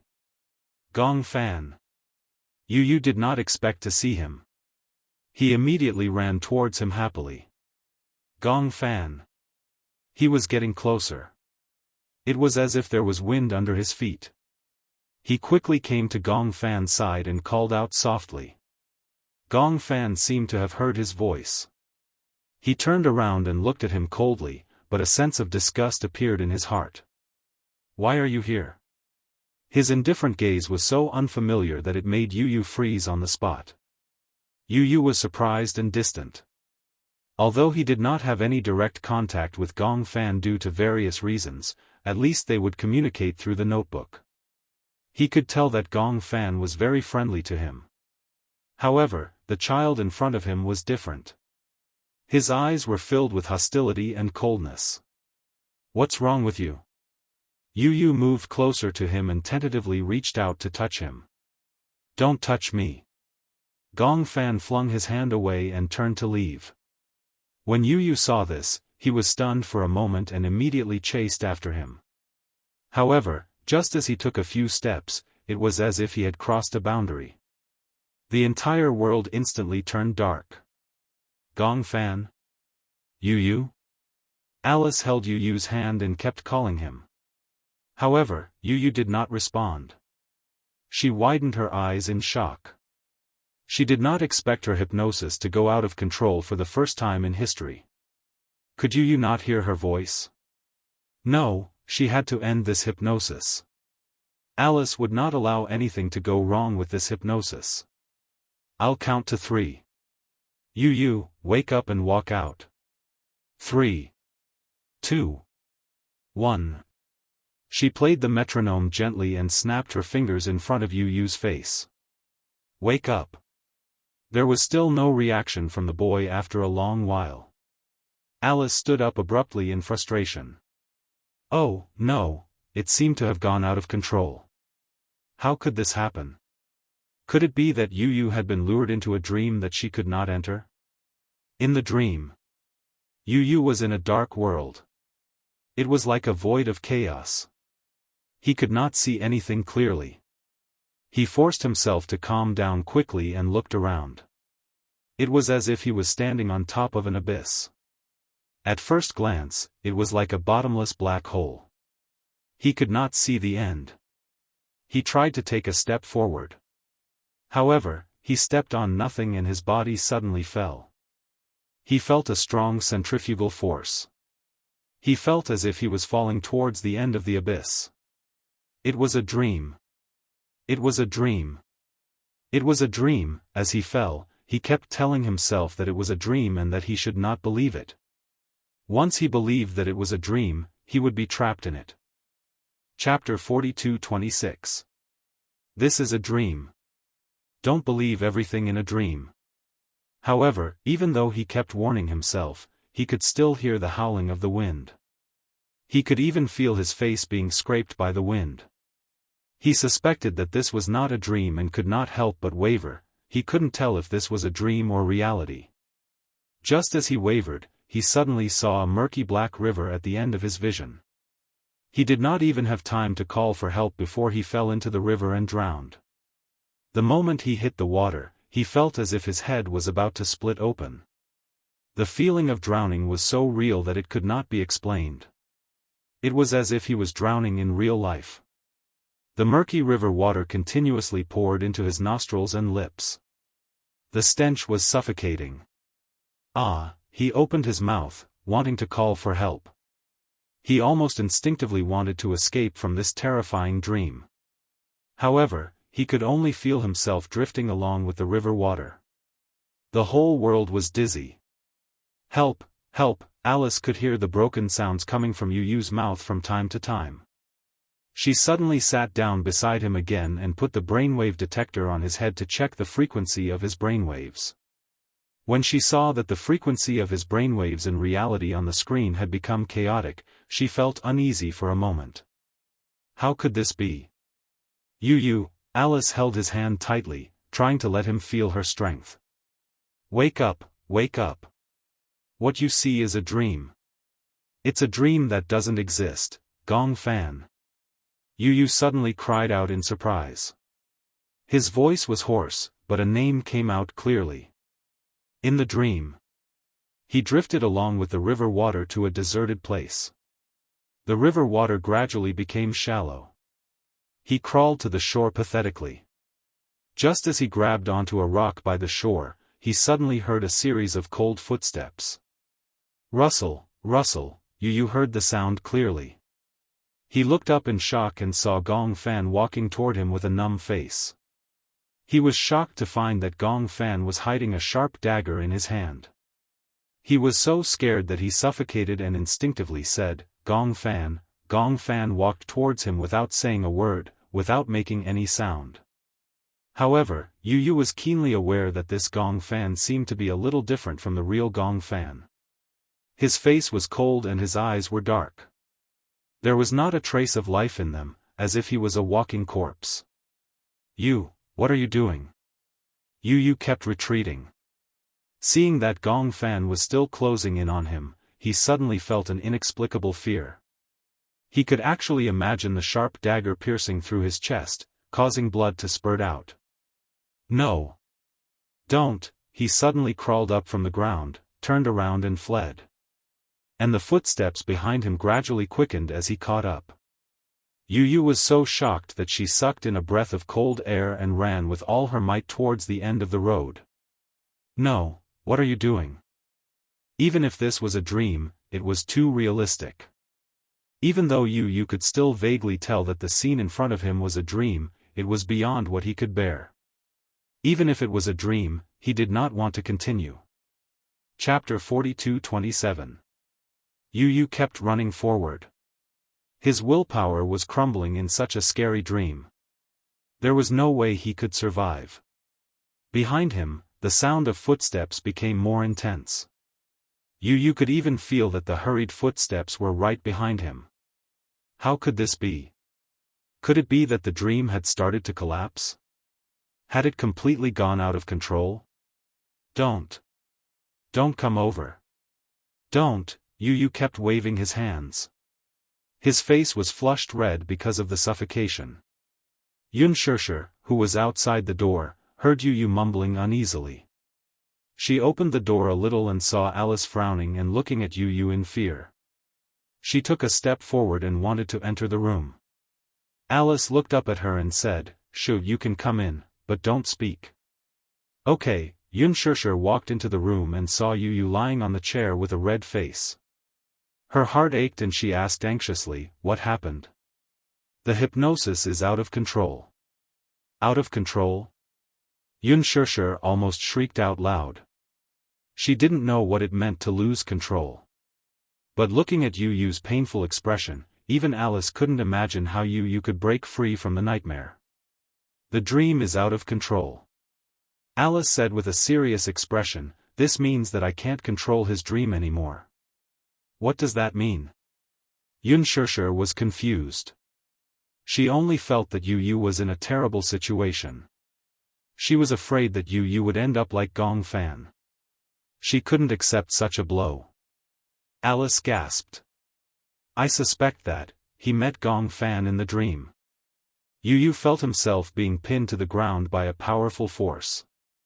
He struggled with all his might and finally managed to break free. However, he saw a dead end right in front of him. Behind him, the strong force grabbed his collar again. Yu turned around abruptly and finally saw the face of the person in front of him. Gong Fan stood expressionlessly in front of him, his hands gripping his collar tightly. His expression was filled with hostility. Gong Fan. It was indeed him. Yu was in disbelief. He had never thought that Gong Fan, who had always been friendly with him, would show such a terrifying side to him. "What are you trying to do?" Gong Fan stared at him coldly. Suddenly, his lips curled into a contemptuous smile. What do I want to do?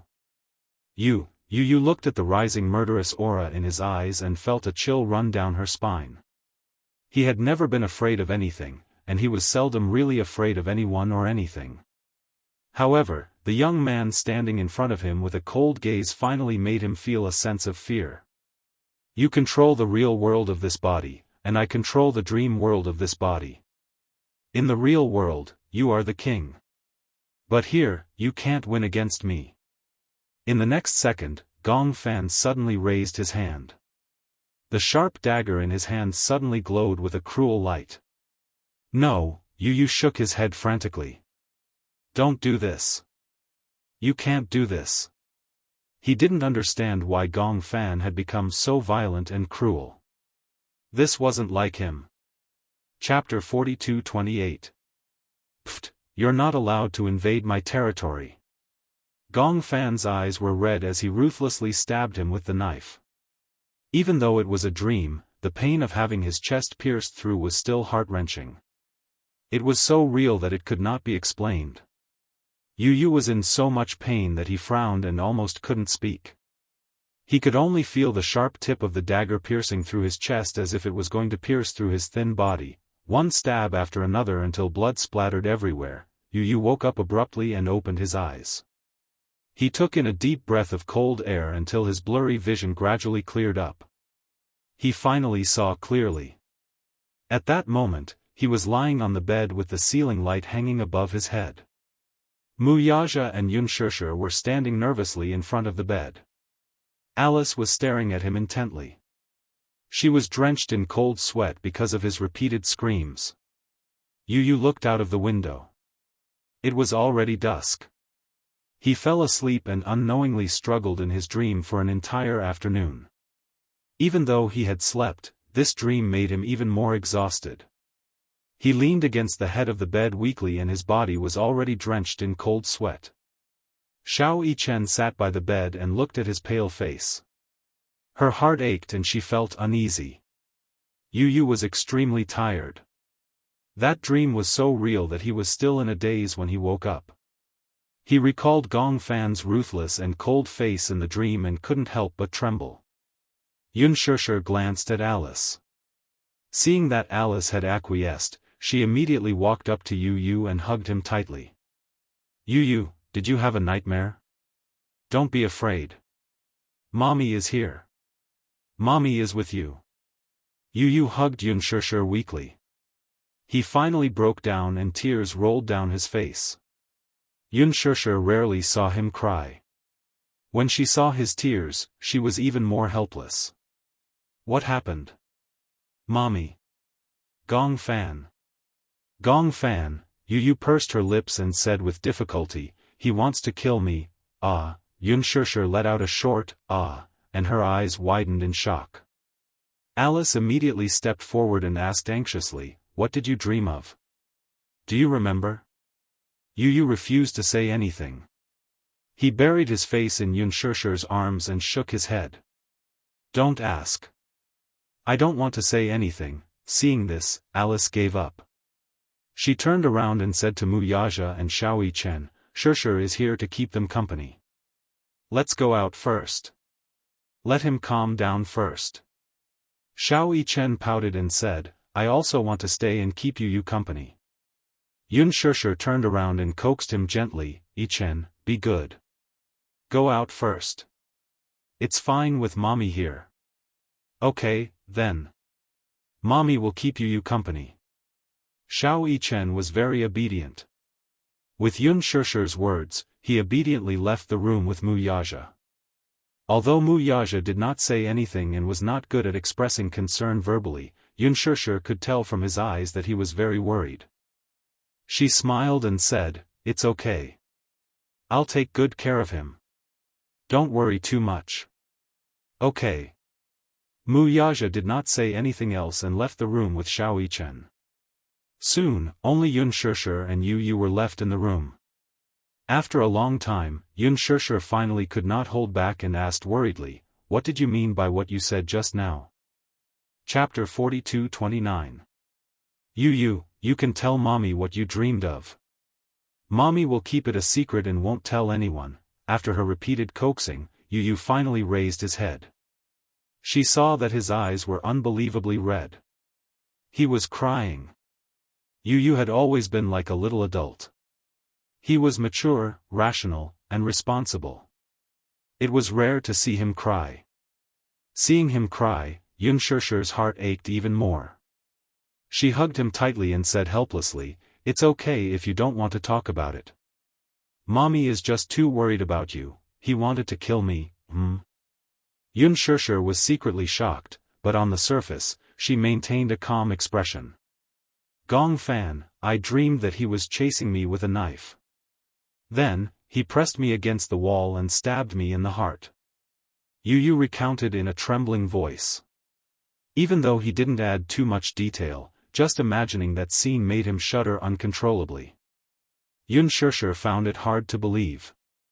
However, since he said that it was a dream, she comforted him and said, "You said it was a dream. A dream is a dream. Don't take it seriously. I kept thinking that just now." Yu sniffed. His voice was still broken. "But I still feel very scared. I keep feeling that although it was a dream, it was so real. I'm so tired, but I don't dare to sleep. I'm afraid that if I fall asleep, I'll have that dream again."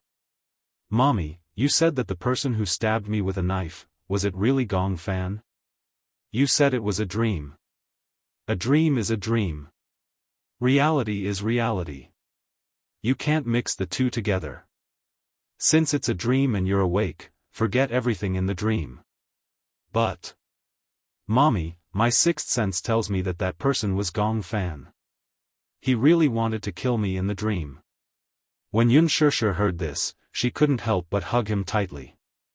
"How can you kill someone in a dream? Even if a person dies 1,000 times in a dream, he won't die." But, Yu was still feeling conflicted. That feeling was worse than death. "Mommy, that dream felt so real. No matter how much I told myself that it was just a dream and that I shouldn't believe it so easily, I felt so tired after having such a dream. Even breathing felt exhausting." When Xianxia heard this, she felt as if a knife was being twisted in her heart. It was so painful that she almost couldn't breathe normally. She gently kissed Yu's forehead and said to him, "You have to be well. Mommy really doesn't know what to do." In front of him, Xianxia felt a deep sense of powerlessness. She wanted to protect him, but she didn't know how. Ever since Yu was born, her life had never been peaceful. Ever since he was born, he had been in poor health.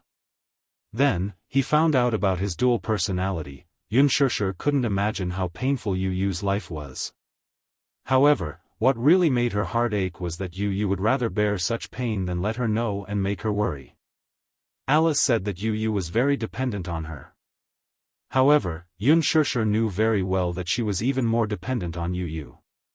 She wanted to be close to him and understand what kind of life a person with dual personality lived. Because just listening to Yu's description was enough to make her tremble with fear. "I'm sorry," Xianxia choked with tears and said, "Mommy didn't take good care of you, didn't protect you." Chapter 42:30. Xianxia stayed in the room with Yu until it was late at night. Xiao Yichen entered the room. Even though Xianxia didn't say anything, Yu could sense that Xianxia was very tired. Hence, he stopped pestering her and urged, "Mommy, go to sleep." Xianxia was still worried. She continued hugging him and showed no signs of letting go. Xiao Yichen saw this and said helplessly, "Mommy, you're obviously looking down on me. Don't worry, I'll keep Yu company. If he doesn't want to sleep, I'll play games with him. If he wants to sleep, I won't disturb him." Yu pouted and said, "I don't want to sleep, and I don't want to play games." He had no interest in games. They were too retarded. However, he didn't want to sleep so early either. Even though he was very tired, and the afternoon nap had been even more tiring because of the nightmare, he still didn't want to sleep. He was worried that if he fell asleep, it would be a series of nightmares. He was afraid that his mental state wouldn't be able to withstand it. Xiao Yichen said, "Then I'll go to the study with you to read." "Okay." Yu said to Yunshushu, "Mommy, go to sleep. If you don't rest well, how can you take care of me?" "Don't worry, I'll be fine." Even though Yunshushu was still worried, she nodded reluctantly because Xiao Yichen was around. Moreover, she was also tired. Hence, she stood up and reminded Xiao Yichen to take good care of Yu. Then, she reluctantly returned to her room. After Yunshushu left, Yu didn't go to the study. Instead, he lay down on the bed and stared at the ceiling without saying anything. Xiao Yichen saw that he was lying down and asked curiously, "You look very tired. Your eyes are red. Aren't you going to sleep?" "I don't want to sleep." "Afraid of nightmares?" Xiao Yichen smiled. "I often have nightmares too, but no matter how realistic they are, they can't be real. I think it's probably because you're under too much pressure. That's why you're having nightmares with such strong negative energy." Yu turned to look at him. She furrowed her brows and looked a little anxious. "Do you really understand what it's like to have a nightmare?" Xiao Yichen was stunned. "If it's possible, I don't want to have such a scary dream anymore."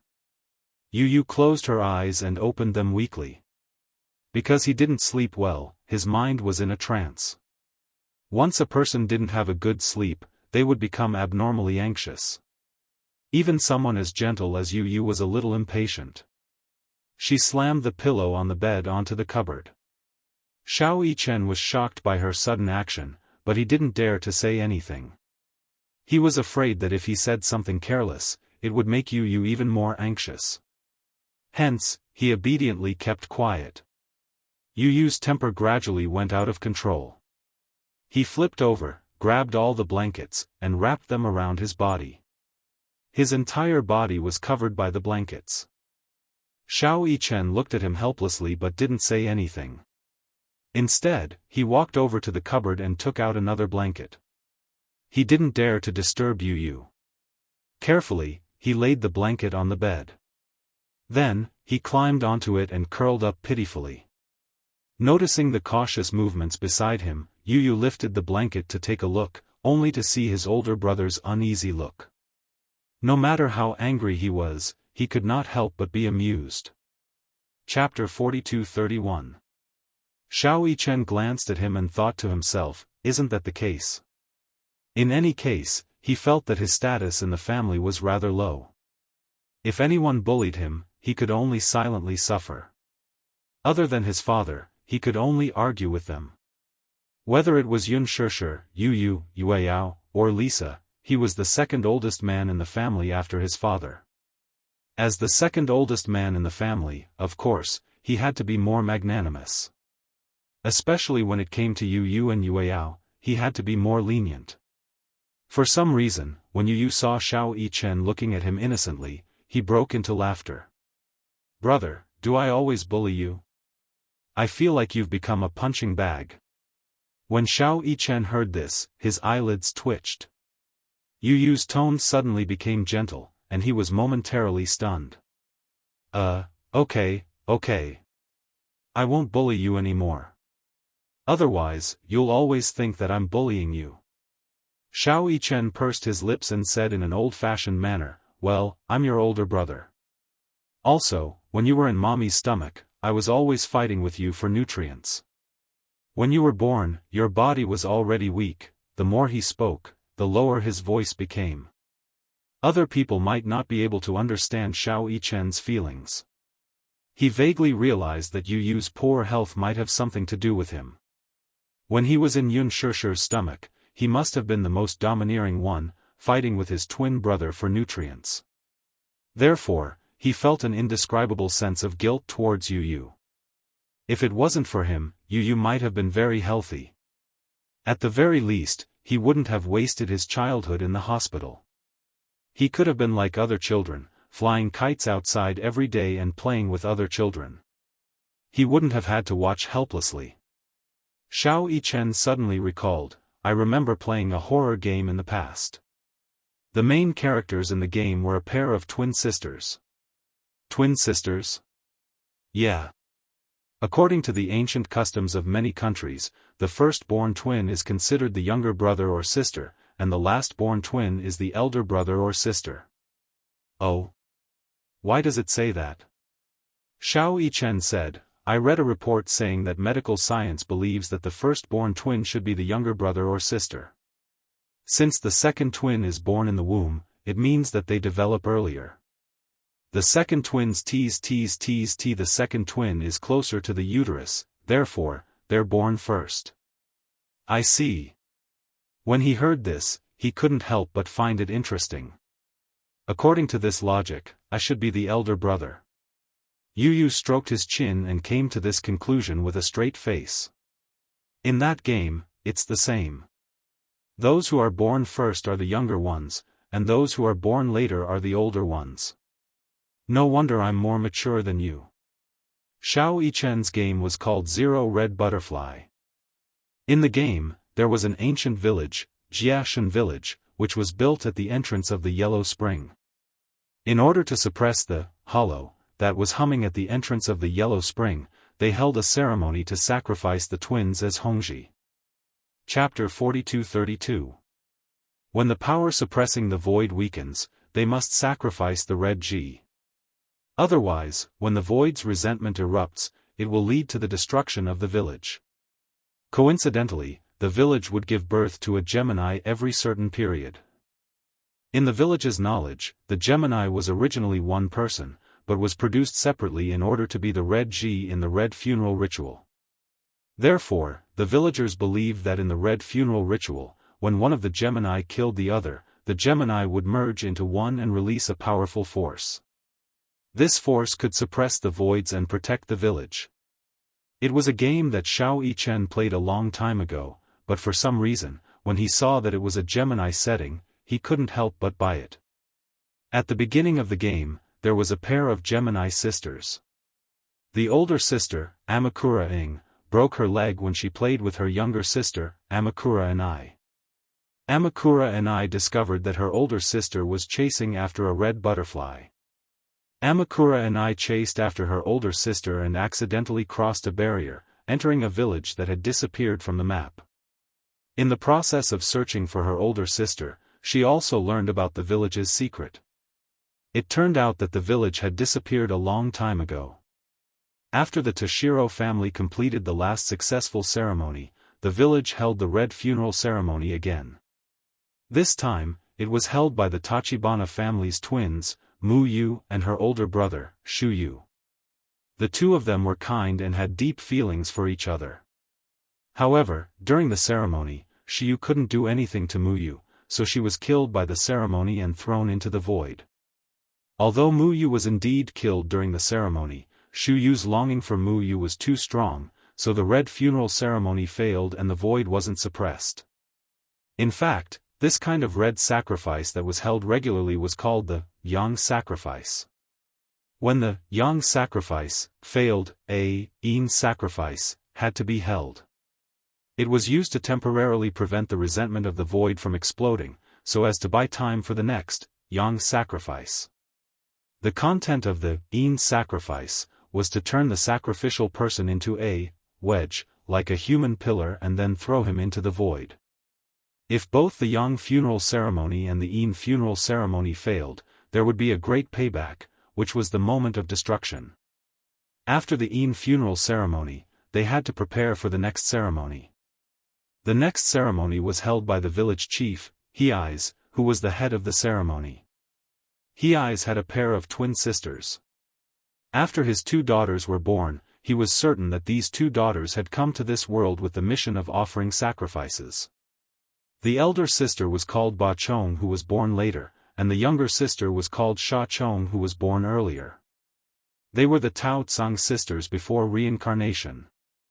Shu Yu didn't want the same tragedy to happen to the Hei sisters, so she wanted to ask someone to take the sisters away from the village.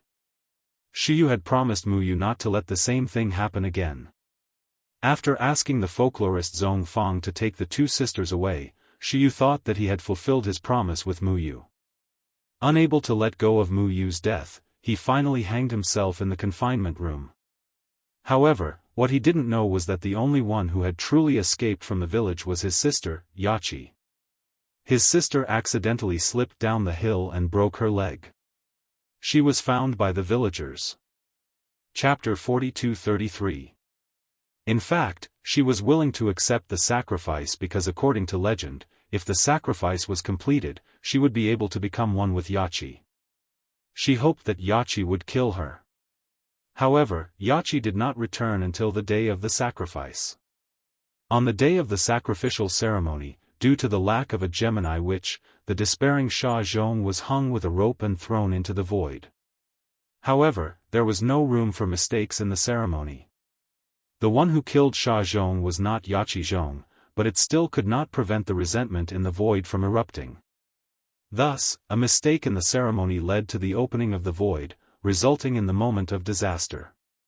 Thus, Sha Zhong descended with resentment and hatred, killing the surviving villagers one by one. As he watched the villagers die, he laughed wildly. On the way out of the village, Yachi looked for food. By the time he returned, the village had already disappeared. Due to the seal of the void being completely removed, the resentful spirits in the destroyed village overflowed from the void. Once people breathed in the miasma, they would see the yellow springs and go crazy until they died. The village that was surrounded by Su had a dark night that no one could escape. From the outside, the village looked like a forest surrounded by fog. However, once someone was lured in, they would never return. Thus, it was called, the village that disappeared from the map. One day, many years later, the Taotsang sisters, who had not returned for many years, came to the forest that they had not been in for a long time. Due to their strong spiritual perception, they encountered Cocoon, who was similar to Sha Zhong's sister. They were lured to the village that disappeared from the map. The worried sister, Su, chased after them. The sister was the reincarnation of the previous life's sister, Sha Zhong. She was lured back to the village. In the ending of the game, Taotsang and I replaced Yachi in the previous life and completed the sacrifice, killing the sister. At the end of the game, Xiao Yichen was immersed in the background of the game and the emotional world of the protagonist. In the ending, Taotsang and I was bewitched and had no choice but to strangle Taotsang to death. In the end, she chased after her sister who had turned into a red butterfly and cried in despair. Xiao Yichen did not dare to imagine. If it was him, he would be living a life worse than death. After listening to the story, Yu could not calm down for a long time. This is superstition. He said, every country has people who believe in superstitions. Xiao Yichen said, fortunately, we don't live in such a world. Actually, such a sacrifice does exist in Japanese folklore. But I think, it's not only shocking, but also cruel. The boy suddenly asked, if it were you, would you be willing to complete the ritual? I don't want to, he replied angrily. I'll definitely kill whoever forces me to complete the ritual. It was rare for him to be so murderous. Just imagining such a scene infuriated him. Then, Yichen to the end, Su to the end, Yichen to the world to the world to the world to the world to the world to the world to the world to the world to the world. To the world to the world to the world. To the world to the Su to the world to the world. Yu tilted his head. He thought that Xiao Yichen would say that he would rather sacrifice himself than kill him. However, Xiao Yichen replied, I'd rather kill you than live. Why? Yu was shocked. Chapter 42-34. No matter what, at that time, those who are still alive are the ones who suffer the most. Xiao Yichen smiled embarrassedly. If you're dead, you won't feel any pain, right? Those who are still alive are the ones who bear the most pain. Yu was stunned. After a while, he sighed and said, I didn't expect you to be so much more mature than I thought. Indeed, those who were still alive were the ones who suffered the most. At that time, there was no strong contrast between life and death. What was truly intense was pain and relief. Those who were dead were the ones who were relieved. Those who were still alive were destined to bear the burden of longing, guilt, pain, and torture. Some lives were worse than death. Why are you thinking about such heavy things? Xiao Yichen mumbled with a strange expression on his face. We're not really going to hold that kind of ceremony. Is there really telepathy between Geminis? I don't know. At least, I do. When Yu heard this, he couldn't help but be curious. What exactly is telepathy like? It's like being able to feel your pain, your joy, and when you're unhappy, I'll always be the first to know. When you're happy, I'm probably happier than you are. Xiao Yichen paused for a moment and said, I didn't believe in telepathy in the past. It wasn't until this magical thing happened to me that I started to believe in it. When I was young, I often had angina for no reason. I didn't know why. I had asked so many doctors, but they couldn't find a reason. No one knew why I had angina for no reason when my body was fine. At that time, Daddy was worried that I had a heart problem and kept an eye out for information on heart disease. Actually, my heart is fine. Is it because? It's because I can feel your pain. Xiao Yichen continued, when I was studying, I knew a teacher who had a twin brother. However, his brother passed away when he was in high school. I once asked him if there was really telepathy between Geminis. He suddenly shed tears right in front of me. Why? That teacher told me about what happened in high school. At that time, he was rebellious and quarreled with his parents. His parents told him to go buy something, but he slammed the door and left. His younger brother saw that he was in a bad mood, so he tried to ask if he wanted him to buy something for him. Then, he nodded and agreed. Then, you could guess the ending. Then something happened on the way there. Suddenly, he felt a strong heartache. He didn't know why, but at that time, he realized that something had happened to his brother. So, he planned to go out to look for him. Just as he was looking for the key, he received a call from his uncle. He said that his brother had been in a car accident and his condition wasn't optimistic. He cried all the way to the hospital, but only saw his brother's body. Since then, he hasn't been able to recover for many years. The bond between the twins was much stronger than ordinary familial love. This was because twins were born from the same egg. It was another part of himself, the same body of flesh and blood, the same spirit. Chapter 42-35. Therefore, regardless of whether it was Yu or Xiao Yichen, the other party was an inseparable part of their lives. Xiao Yichen couldn't help but feel emotional. Suddenly, he hugged Yu tightly and sighed. Don't think too much. Sleep early. Don't worry, I'll be here with you. Yu was already exhausted, but he didn't want to fall asleep. He was afraid that if he fell asleep, he would have that nightmare again. Xiao Yichen gently patted his back and sighed. Don't think too much. You can't stay awake forever. Yu, trust me.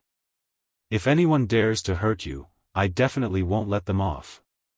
With his words, Yu felt an inexplicable sense of confidence. He responded with an and gently closed his eyes. When the first ray of sunlight shone through the window, Xiao Yichen opened his eyes slightly. However, he saw that the side of the bed was already empty. Yu? Where did she go? Why did she wake up so early? Xiao Yichen muttered to himself.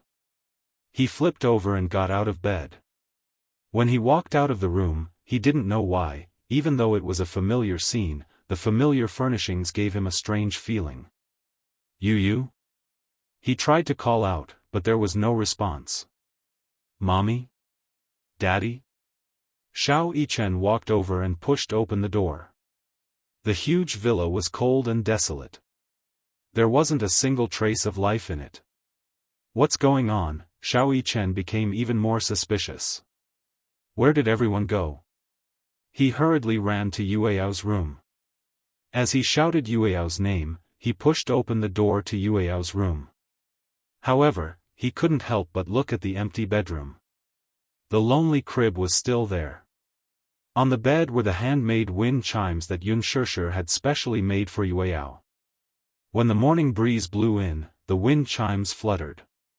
However, in this dead silent room, there was a sense of desolation. Yueyao, Shao Yichen felt an inexplicable sense of uneasiness.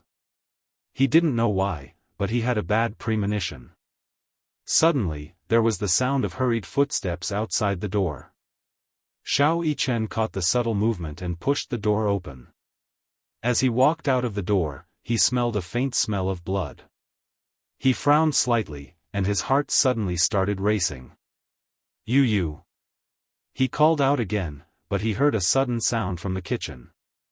Dee-dee-da-da, dee-dee-da-da, there seemed to be the sound of water dripping on the floor. He slowly walked to the kitchen door, only to see Yu standing there alone. Yu's stiff back made him feel like a stranger for a moment. He had just opened his mouth when Yu's right hand suddenly loosened. Then, a fruit knife stained with blood fell to the ground. Ah, little Yichen almost cried out in surprise. Yu turned around expressionlessly and looked at him coldly, his lips curving into an icy arc. If I can't have it, no one can have it. Yu. What are you doing? Shao Yichen was instantly alerted. You're not Yu. Yu sneered and walked towards him. Sooner or later, this body will belong to me. When that time comes, Mommy will be mine. This house will be mine too. I don't want to lie in that cold world anymore. Chapter 42-36. Shao Yichen was so shocked that he took several steps back. He clenched his fists and looked down at Shao Yichen's wrist that was stained red with blood. Your hand. Shao Yichen furrowed his brows tightly as a wave of anger surged in his heart. He rushed over anxiously and grabbed Shao Yichen's collar. Gritting his teeth, he said, "This isn't your body. You don't have the right to touch it." Oh? Does your heart ache for it? Yu raised his eyebrows and looked at Shao Yichen up and down. His gaze was cold as ice. Then what right do you have to interfere in the matters between me and him? Who says that this body doesn't belong to me? Look, I can control it as I wish. As he said this, he grabbed Shao Yichen's wrist. I can do whatever I want. No one can interfere with me. Since I'm destined not to have it, I'd rather destroy it than leave me behind. Yu pushed Shao Yichen away forcefully with both hands. Shao Yichen didn't know where Shao Yichen got his strength from, but he slammed hard against the wall and fell to the ground in a sorry state. He was about to get up when he saw a hand sticking out of the unlatched cupboard door. He widened his eyes in shock and reached out to touch it gently. He recognized the diamond ring on the ring finger of that hand. It was Xianxia's hand. Her hand came out of the cupboard weakly without a trace of life. Shao Yichen looked at Yu in disbelief and then looked at Xianxia. He swallowed hard and opened the cupboard door, only to see Xianxia's cold body curled up in the cupboard. Ah! Little Yichen let out a yelp and sat up in bed abruptly. The action of straightening his body pulled him back to reality from the nightmare. Shao Yichen opened his eyes and saw the world in front of him clearly. It was a familiar bedroom, familiar furnishings, and familiar windowsill. The sunlight shone in from the window and finally made his body, which was covered in cold sweat, feel a trace of warmth. However, he could no longer distinguish whether what was in front of him was a dream or a dream within a dream. Although it was a dream, the scenes in the dream were still deeply imprinted in his mind. Especially the scene in the kitchen, it tugged at his heart fiercely. How could he have such a dream? He turned around and saw that the bed was empty. He couldn't help but wonder if this was a dream or reality. Shao Yichen held his forehead in pain. He unsteadily lifted the blanket and got out of bed. He shuffled on his slippers, opened the door, and stood at the door of the room. He was still in a daze. He finally understood how torturous a deep nightmare could be. Just by recalling the scene in the dream, he didn't dare to imagine what would have happened if he hadn't woken up. Xiao Yichen leaned against the wall in pain. He finally understood why Yu didn't want to sleep even though she was so tired last night. Nightmares were really tiring. Even though he had slept for an entire night, he still felt extremely tired. It was probably because of the dream that his brain wasn't in a state of rest. That was why he felt this way. But why would he have such a dream? It was for no reason. He had always had a good sleep and never had such a dream. Could it be, was it because of telepathy? Chapter 42:37. Could it be, was it because of telepathy? Could it be, Gong Fan really wanted to betray Yu and invade Yu's body? Did he have such a dream because of telepathy? Xiao Yichen was full of doubts. That was because the dream just now was simply too realistic. Xiao Yichen clenched his fists in anger. However, if Gong Fan really dared to hurt Yu, he would never allow it to happen. Xiao Yichen walked out of the room and into the living room. He saw Yu sitting on the sofa with a cold expression. At that moment, Xiao Yichen recognized that this person was not Yu, but Gong Fan, who had disappeared for a long time. He could now easily tell the difference between Yu and Gong Fan. Why was it him? If it were not for the dream last night, little Yichen would definitely be overjoyed by Gong Fan's appearance. However, when he thought about the dream last night, his feelings toward Gong Fan's appearance became complicated all of a sudden. Gong Fan, when Gong Fan heard this, he turned to look at Xiao Yichen. However, there wasn't much emotion in his eyes. "You're awake?" Little Yichen hummed in response uncomfortably. He sat down next to his older brother, but he was wary of keeping a distance from him. "Why are you up so early?" When Gong Fan heard this, he took a sip of milk and said calmly, "I wanted to get some sun." Perhaps it was because he had been asleep for too long that Gong Fan didn't want to waste time sleeping. Hence, he got up early in the morning. In the living room, sunlight shone in and landed on his body. It was as if he was covered in a layer of gold. Xiao Yichen's eyes met his briefly. While he was in a daze, he suddenly heard the sound of water splashing from the kitchen. For some reason, Xiao Yichen thought of the dream. He stood up nervously and hurried to the kitchen. "Mommy," he rushed to the kitchen door and saw Unspoken preparing breakfast in front of the kitchen counter. She jumped in fright when she heard Xiao Yichen's voice. She turned around to look at the door, only to see Xiao Yichen heave a sigh of relief when he saw that she was only washing the cups. He was scared to death. What happened? Unspoken was a little nervous, thinking that something had happened. What's wrong?" "Oh, no, nothing." Xiao Yichen walked to Unspoken's side and whispered, "It's Gong Fan." Ugh. Unspoken also knew that the person who woke up today was Gong Fan. However, there wasn't much surprise on her face. Instead, there was a faint worry. She was obviously worried about Yu. Last night, she saw with her own eyes how Yu struggled to wake up from his dream. He told her tiredly that in his dream, Gong Fan held a knife and stabbed his heart. Even though she had comforted him back then by saying that it was just a dream, no one dared to say whether it was a dream or if Gong Fan's personality had entered his dream and created such a terrifying nightmare.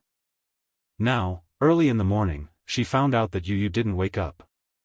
The person who woke up was Gong Fan. This made her feel strangely uneasy. There was an invisible pressure between Yu and Gong Fan that was weighing on her heart. Chapter 42:38. "Mommy, yesterday Xiao Yichen pondered for a long time. He did not know how to tell Unspoken what had happened in his dream. Firstly, he was afraid that she would be worried. Secondly, he was afraid that such an unrealistic dream would give her a psychological hint. He suspected that everything in the dream must have something to do with Gong Fan. Could it be that Gong Fan really wanted to invade Yu's body? Was that why he had this dream? He had this dream because he had a telepathic connection with Yu. That was why he had this dream. Xiao Yichen was very worried. But would Gong Fan really do that?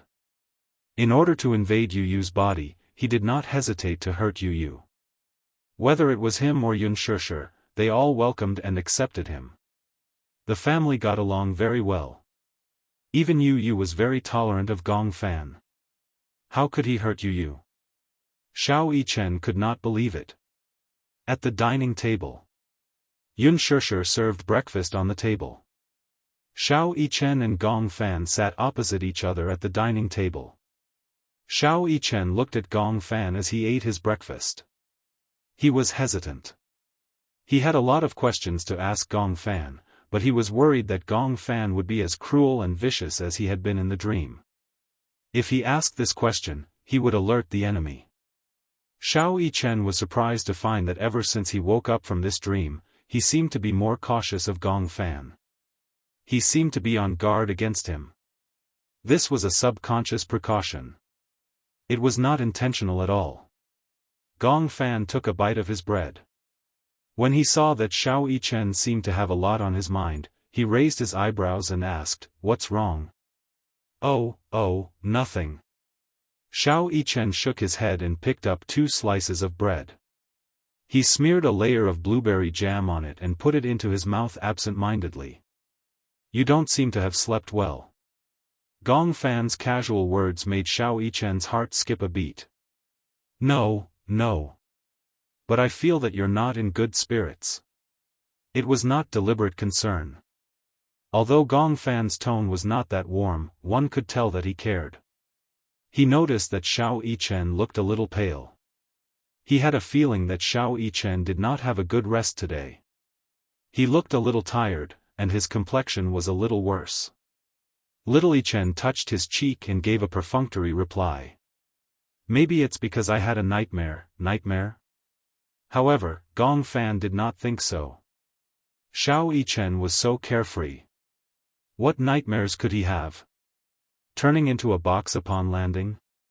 Xiao Yichen replied. "I haven't played PUBG recently. I remember that you were addicted to this game. For a period of time, you would eat chicken during the day, chicken at night, and even in your dreams." Gong Fan paused, took a sip of milk, and teased, "Did you dream that you were being chased by someone with a frying pan?" Ahem. Gong Fan was actually in the mood to joke with him. Xiao Yichen felt a little more relaxed. He thought that a dream was just a dream. There was no need for him to take it too seriously. It was just a dream, but it had extended to other aspects. Yu Yu was his younger brother. Similarly, Gong Fan was also his younger brother. How could he not trust Gong Fan and suspect that he wanted to hurt Yu Yu? It was just a dream. Xiao Yichen deliberately ignored everything that happened in the dream. Chapter 42-39. Xiao Yichen was distracted, and Gong Fan was obviously in a daze as well. He kept using the knife and fork to rub the egg yolk on the plate, as if he was thinking about something. Yun Shishir couldn't help but worry when she saw him in a daze. "What are you thinking about?" Gong Fan only snapped back to his senses after a while. He looked up at her and replied, "Oh, I feel a little unfamiliar. I feel like I've been asleep for a long time." Xiao Yichen smiled and said, "You're right. You've been asleep for a long time." Gong Fan frowned. Yun Shishir asked tentatively, "Do you remember where you were before you fell asleep?" Gong Fan recalled for a moment and looked up. "In Mommy's arms?" You still remember?" "Yeah, I remember that you promised someone to make a dessert table. In the end, I was muddle-headed that day and suddenly fainted. Do you feel that something's wrong? Why did you suddenly faint for no reason?" Yun Shishir asked deliberately, trying to get some clues from Gong Fan. Gong Fan listened and tried to recall his memories. However, no matter how he tried, he was indeed missing a part of his memory from that day. "I can't remember clearly, I see." Yun Shishir couldn't hide the disappointment in her eyes, but she hid it very well. Gong Fan obviously noticed the disappointment in her eyes and asked worriedly, "What's wrong? Did something happen that day?" "Nothing." Yun Shishir sat down and smiled. "Let's eat." Let's finish eating early and go for a walk outside, okay? Okay. Gong Fan's expression instantly relaxed. He enjoyed the time he spent with Yun Shishir the most, and he felt that the whole world was peaceful and blissful. Xiao Yichen still looked troubled. He had an exhausting nightmare last night, and even after waking up for a long time, he still couldn't get over it. In the backyard, Hua Jin stood by the swing and quietly looked at Natalia, who was sitting on the swing and playing by herself. Time was quiet and leisurely. "Can't you push me?" Natalia suddenly asked him for help. Hua Jin smiled and asked half-jokingly, "Why?" "I wanted to push you, but you said you wanted to do it yourself." "I want to swing higher, but after swinging for a long time, I can't get any higher." Hua Jin helplessly circled behind her and gave her a gentle push. "How about this height? If it's too high, what if we fly out?" Natalia shook her head like a rattle drum. "No, no, I want to go higher." "Don't worry. I'll hold on tight." When Hua Jin heard this, he was also helpless, so he repeatedly reminded him, "You must hold on tight, otherwise, you will definitely fall and become stupid." "Yes." Natalia nodded and held the rope. Hua Jin gave it a little push, and the swing swung high. "Wow!" Natalia squinted her eyes and smiled excitedly. After the swing swung high, it gradually slowed down. After experiencing the excitement, Natalia settled down and sat on the swing, allowing the gentle breeze to caress her face. "When is Daddy coming back?" She abruptly blurted out this sentence. When Hua Jin heard this, he was stunned. He raised his eyebrows and asked, "Why? Do you miss Daddy?" "Yeah." Chapter 42-40. "Didn't you just video call him a few days ago?" Hua Jin said again, "Daddy is so busy, he might not have time to come back." "Why don't you call him and ask when he will come back?" Natalia's eyes were wide open, and she looked expectant. Hua Jin didn't want to disappoint her, so he walked to the side and took out his phone. He looked at Gong Jie's FaceTime, hesitated for a moment, and finally dialed. Hurricane Group. Gong Jie put on a windbreaker and walked into the maintenance hall. He looked at the huge monster parked on the tarmac, an armed helicopter. This was his personal vehicle. Armed helicopters were equipped with weapons and developed for the purpose of carrying out combat missions. They were divided into ordinary armed helicopters, stealth helicopters, and high-speed armed helicopters. Armed helicopters could be divided into two major categories, special purpose and multi-purpose.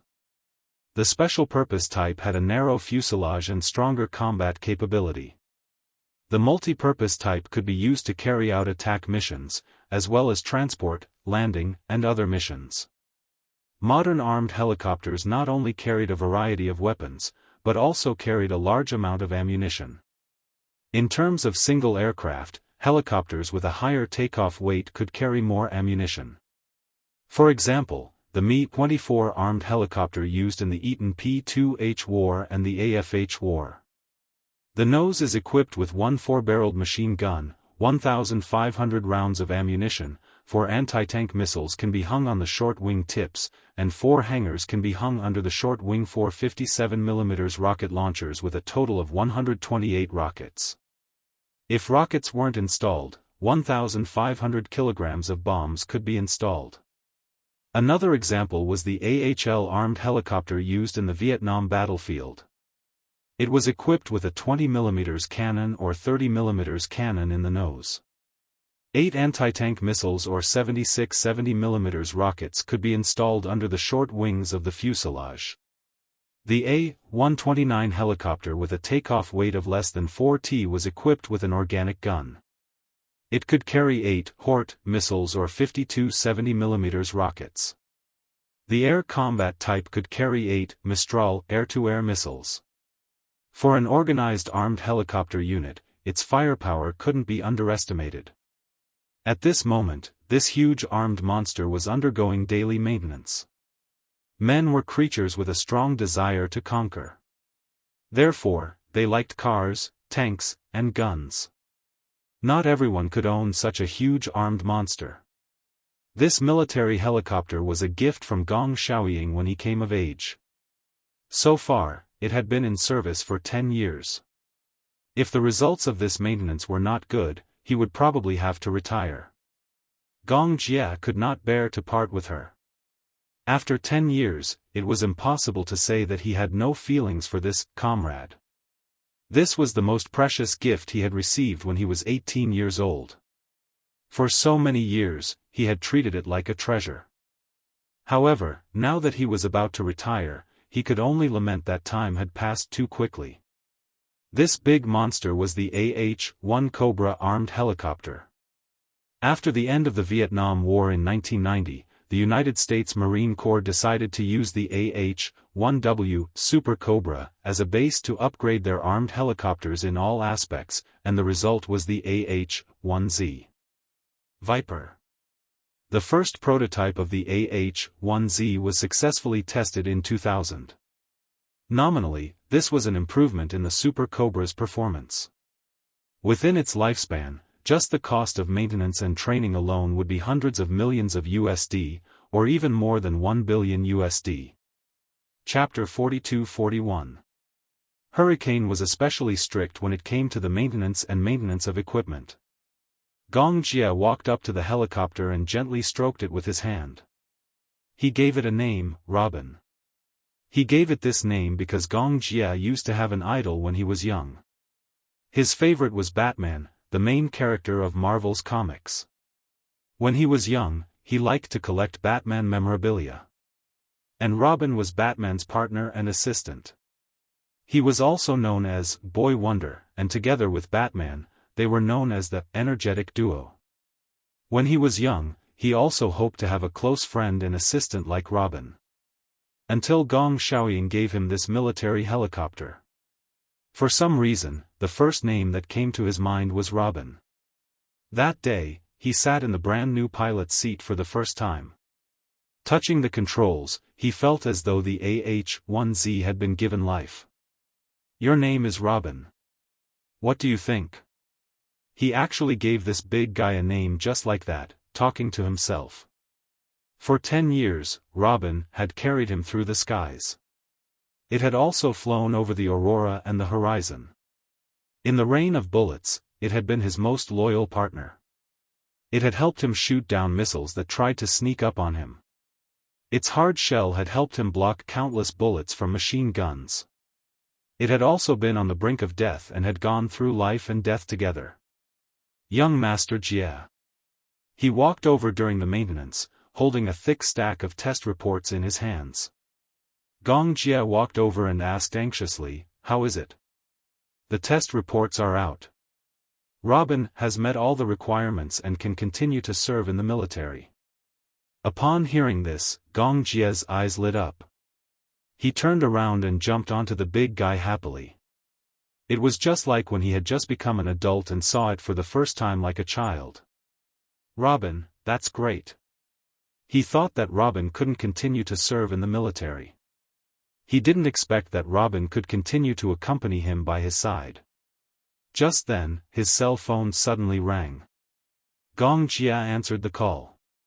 Soon, Hua Jin's face appeared clearly on the screen. At the same time, Hua Jin also saw Gong Jia's face on the screen. For some reason, Hua Jin saw a smile on Gong Jia's face. It was rare for him to see him smiling so happily. Usually, he had a cold face and an indifferent expression on his face. It was rare to see him smile so innocently like a child. Upon seeing Hua Jin, the smile on Gong Jia's face disappeared and he cleared his throat awkwardly. "What? What's the matter?" Hua Jin was speechless. Could it be that his face dampened her mood? For some reason, Hua Jin was a little. Are you free?" Gong Jia thought about it for a while. He did not seem to have much free time recently. His schedule was packed. "What's wrong? What's the matter?" "Natalia misses you. He kept asking me, when are you coming back? Give her the phone." Okay. Hua Jin passed the cell phone to Natalia. Natalia held the cell phone and saw Gong Jie's face. She immediately smiled. Daddy, are you busy? She looked at him eagerly. Although she was smiling, the anticipation in her eyes made Gong Jie unable to say that he was busy. Daddy, do you miss me? Natalia asked again. Gong Jie raised his eyebrows and leaned closer to the screen. What do you think? Chapter 42-42. How do you know that I don't miss you? If you miss me, you will definitely rush back to see me. Natalia pouted, looking aggrieved. When Gong Jie heard this, he couldn't bear to see her like this. He ran his fingers lightly across the screen as if he wanted to touch her face. Daddy will go back to spend some time with you, okay? Natalia was still not satisfied with this answer. She asked, when will you be back? In a few days. Then, in a few days? Gong Jie frowned slightly. He didn't know what to do next, so he couldn't give her an answer immediately. However, if he gave her a half-hearted answer and didn't call her back after agreeing on a time, Natalia would be very disappointed in him and think that he didn't keep his word. Therefore, he had to be very careful when answering this question. Thus, Gong Jie replied, Daddy will call you back tomorrow, okay? Daddy will arrange some work and go back to see you when I have time. If Daddy is really busy, you don't have to come back to see me. Natalia was a little embarrassed. She could tell that Gong Jie was really busy. Although she missed him, she couldn't force him. Natalia was very sensible, well-behaved, and considerate. She didn't like to force people. Seeing this, Gong Jie's heart softened even more. Good girl. I promise to make time to go back to see you, so I will definitely do it. However, I don't know what to do next. Why don't you pass the phone to Uncle? I will tell him something. Okay. Natalia reluctantly passed the phone to Hua Jin. Hua Jin took the phone and walked to the side. Before Gong Jie could speak, he lowered his voice and said to him, Did Alice tell you? What did she say? It's about Natalia. Natalia? During this time, Alice hadn't contacted him. Who was Natalia? Noticing the confusion in his eyes, Hua Jin realized that Gong Jie probably didn't know about this. Alice suspects that Natalia's personality has already appeared. However, Alice said that Natalia's personality is very dangerous. She even knows how to hypnotize people. Therefore, Natalia is in danger. Danger? I might as well say that she is a dangerous person to us. She is like a ticking time bomb. We don't know when she will explode, but we don't know if she will explode. Gong Jie frowned and said immediately, Alice didn't mention this to me. I think she is too suspicious. Hua Jin paused for a moment and said, I've been under a lot of pressure recently. It's not that I'm scared, but I'm worried that I won't be able to take good care of Natalia. After all, I have no experience in taking care of patients, and my reaction is always half a beat slower. Don't worry, there's no need to be so stressed. Just pay more attention to her condition.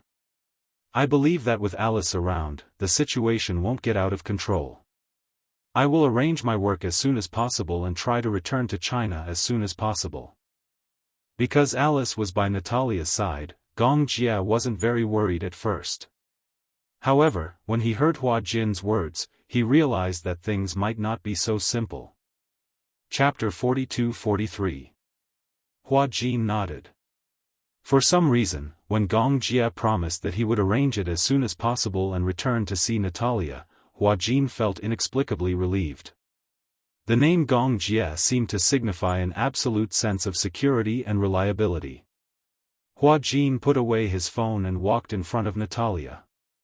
Under her expectant gaze, he smiled and said, Daddy will arrange for work as soon as possible and return to accompany you, Are you happy? Natalia was so happy that she stepped on the waves. Uncle Hua Jin, I feel so lucky to have met Daddy and you. Natalia didn't know why, but she felt extremely emotional. She suddenly jumped off the swing, ran in front of him, and gave him a big hug. I love you. Perhaps it was because she grew up in the West, but Natalia knew how to express love. Hua Jin was stunned. He didn't expect Natalia to give him such a warm hug. It seemed to be the first time she hugged him so actively. He was overjoyed.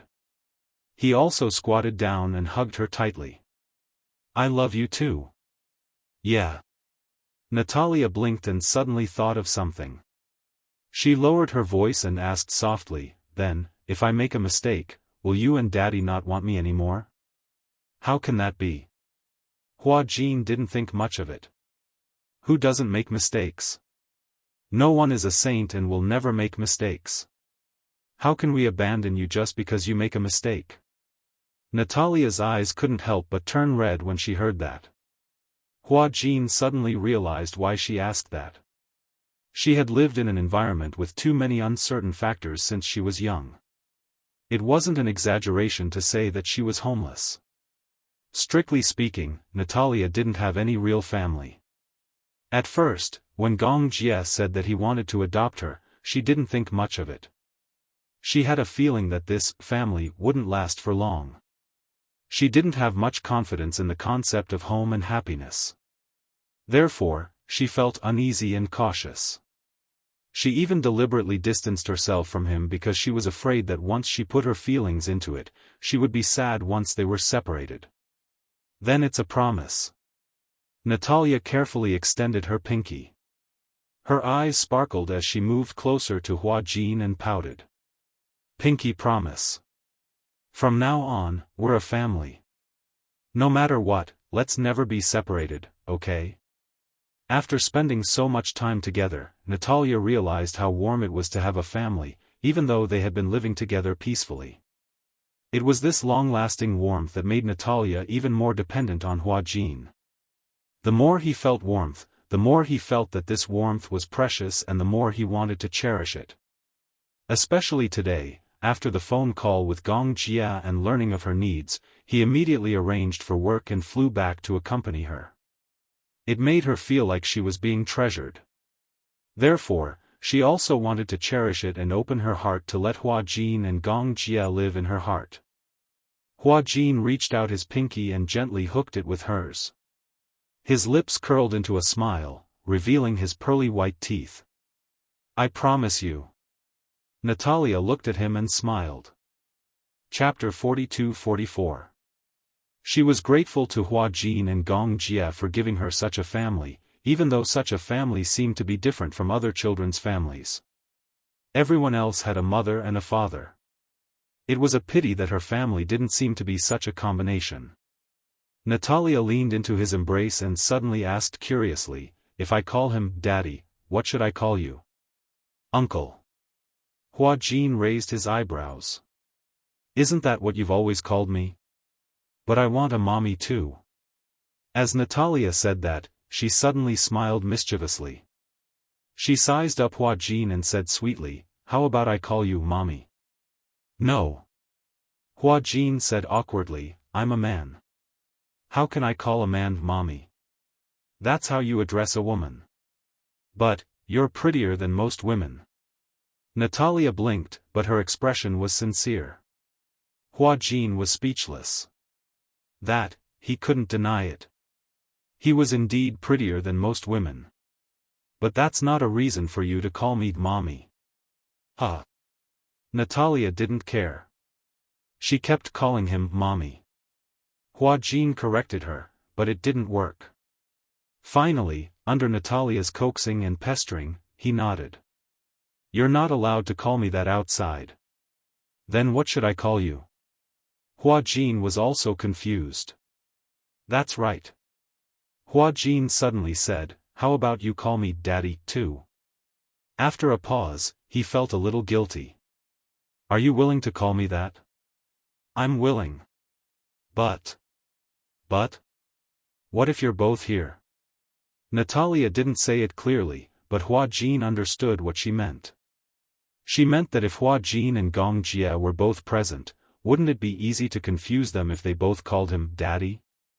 How about this, Natalia said, I'll call Gong Jia Daddy Jia, and you Daddy Jin. Pfft, Hua Jin suddenly laughed. It sounded as if he and Gong Jia were a couple. It felt weird. In foreign countries, many gays and lesbians formed marriage families, and their adopted children were called that. If outsiders heard it, they would misunderstand that he and Gong Jia were a couple. Daddy Jin, Daddy Jin. It sounds nice when you call me that. After spending so much time together, she was no longer as cold and distant as she was when they had first met. This question stumped Natalia. She mumbled, I like both of them. Hua Jin asked again, if he and I both fell into the sea, who would you save first? Natalia furrowed her brows. I don't know how to swim. If I save you, I'll die too. Ha ha ha. Hua Jin was amused by her serious answer. What I mean is, if you know how to swim, then I'll definitely save you first. Why? Because Daddy Jia knows how to swim. Natalia looked troubled. Chapter 42-45. I'll tell you a secret, okay? Natalia said seriously. What secret? Actually, I have an older sister. Natalia hesitated for a long time before deciding to tell him the secret. Hua Jin's expression changed instantly. Shoo, this is a secret. Don't tell anyone else, or else my sister will be angry. What's your sister's name? Natalia said. Actually, it feels weird to say that she's my sister because other than me, no one else has seen her. I feel that she's more like another me. You can see her? Probably. Probably? Hua Jin was a little confused by her tone. Why did she sound so uncertain? So, can I see her or not? Does it count if I see her in my dreams? In your dreams? I feel that she can control my body. Do you know about the crystal ball?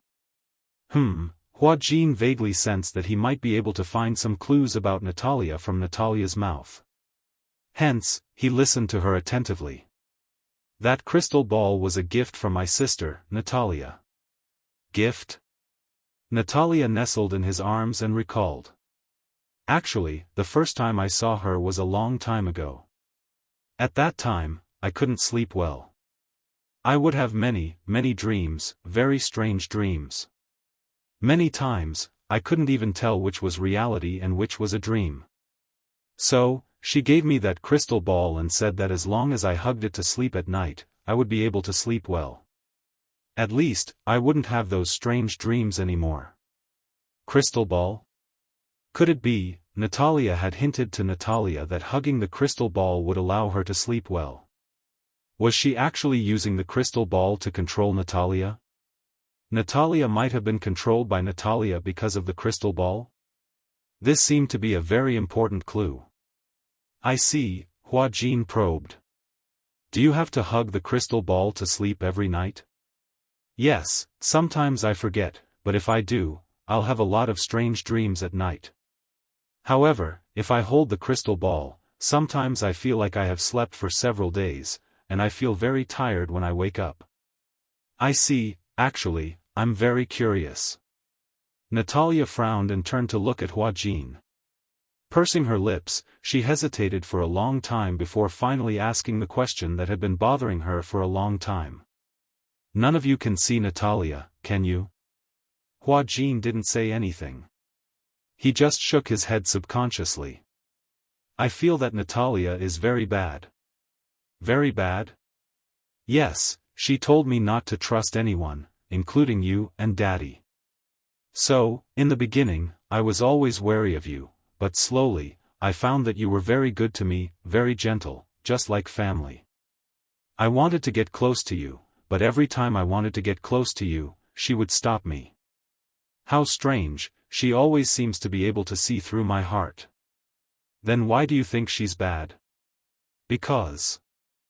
Chapter 42-46. Natalia is like a demon living in my heart. For some reason, this sentence sent a chill down Hua Jin's spine. Did she really say that? In the study, Alice was playing with a fountain pen. Hua Jin sat across from her, deep in thought. Outside the window, it was already late at night. Natalia had already fallen asleep. When Alice returned home, Hua Jin told her everything, no matter how big or small, about what had happened. Alice was surprised to hear it. Wait a minute. My mind is a bit messed up. Alice frowned. She decided to connect the clues and reorganize her thoughts. Hua Jin sat quietly on the side. He did not say anything, afraid that he would interrupt her thoughts. Can I understand it this way? Alice said seriously. Natalia controlled Natalia through the crystal ball. She could even decide when she could control this body and when she could let Natalia control this body. I think so too. But, then, what is Natalia's purpose? Alice could not figure it out when Hua Jin mentioned it. She had been thinking about Natalia's purpose and motive, but she could not figure it out. Hua Jin opened his mouth, wanting to say something, but he did not dare to do so. Alice obviously sensed that he had something to say, so she encouraged him. What do you think? I think my idea might be a bit ridiculous. I'm afraid that you will laugh at me if I say it out loud. Even if it's authoritative science, there are many ridiculous possibilities. In real life, there are too many ridiculous things. Why don't you tell me about it? Maybe it's an important idea. Don't you think that it's suspicious that Professor Romanka allowed us to adopt Natalia so easily? Alice was suddenly stunned when she heard that. A white light flashed across her mind. What do you mean? Since Professor Romanka created Natalia, does he have the ability to control this personality? Perhaps, in terms of relationship, Natalia regards him as her father, or perhaps, as her master? Alice frowned and her eyes suddenly flashed with a sharp light. That's the main point. Then, since there is such a possibility, can Natalia's motive be considered as Romanka's, that he was the one who ordered Natalia to do all this? It's not impossible. Alice rubbed her temples. Hua Jin's words had undoubtedly opened up her mind. Then, encouraged, Hua Jin finally voiced his doubts bravely. What's Professor Romanka's motive for creating Natarisa? You should know better than I do. Before this, I've looked into his academic research and spent some effort, but I also learned that Professor Romanka has always wanted to create a personality society to achieve the goal of controlling people with multiple personalities. Alice pondered for a moment and suddenly said, Professor Romanka's so-called personality society is to create a personality to take on the role of the Reaper. Reaper? Alice said in a low voice. Yes. This Reaper has the status of a leader recognized by all the personalities, and has enough authority to control the life and death of all the personalities. Chapter 42-47. How is that possible? Hua Jin, on the other hand, was in disbelief. Don't tell me that even the main personality of a Reaper can be completely controlled? It's not to the extent of being controlled. However, it's hard to completely rule out this possibility. That's equivalent to not saying anything. Hua Jin said again, it's like a doctor telling a cancer patient, there's a chance of curing the disease, but it doesn't rule out the possibility of not being able to survive. I've already said that even the most authoritative science doesn't have absolute conclusions. In fact, there are still many things in this world that humans haven't explored and understood. The so-called science itself is a known and verified answer. Alice emphasized and said, however, what we've learned from Professor Romanka's conclusion is that the Reaper's ruling power is very terrifying. Hua Jin suddenly became a little worried. It can't be that the main personality can be killed, right?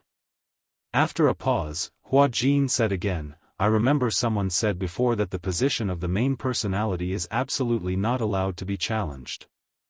The main personality won't be controlled, let alone killed. Yes, that's it. Alice frowned and suddenly said, but that's only in theory. For example, after many experiments, through electric shocks, and even through many similar experiments, there's a possibility that the other personalities will disappear. There's a more mysterious saying that these personalities are all driven to the land of exile. However, the world of dual personality and multiple personality is very complicated. After all, this kind of symptom is not like a fracture that can be determined through X-rays. It's very difficult for the outside world to find out what the world of these patients is like. You can't enter their mental world, so you can't find out what kind of earth-shaking changes are happening in their bodies. Then, you mean, Professor Romanka and I came up with the idea that the sanctioner couldn't kill the first personality, but in the illusion, the first personality was killed by the sanctioner in the dream. What if the sanctioner knew that he was already dead? The death of self-awareness is like a person in a vegetative state. He thinks he's awake, but he's actually still alive. He's just in a deep sleep, but he doesn't have the consciousness to wake up. Perhaps such a deep sleep is not far from death. Hua Jin was confused, but he finally understood what she meant. It was nothing more than.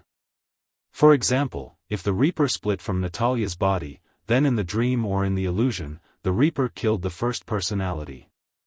Then, if the first personality thinks that he's dead and doesn't realize that he's only dead in the dream, then an endless deep sleep is no different from death. Do you know?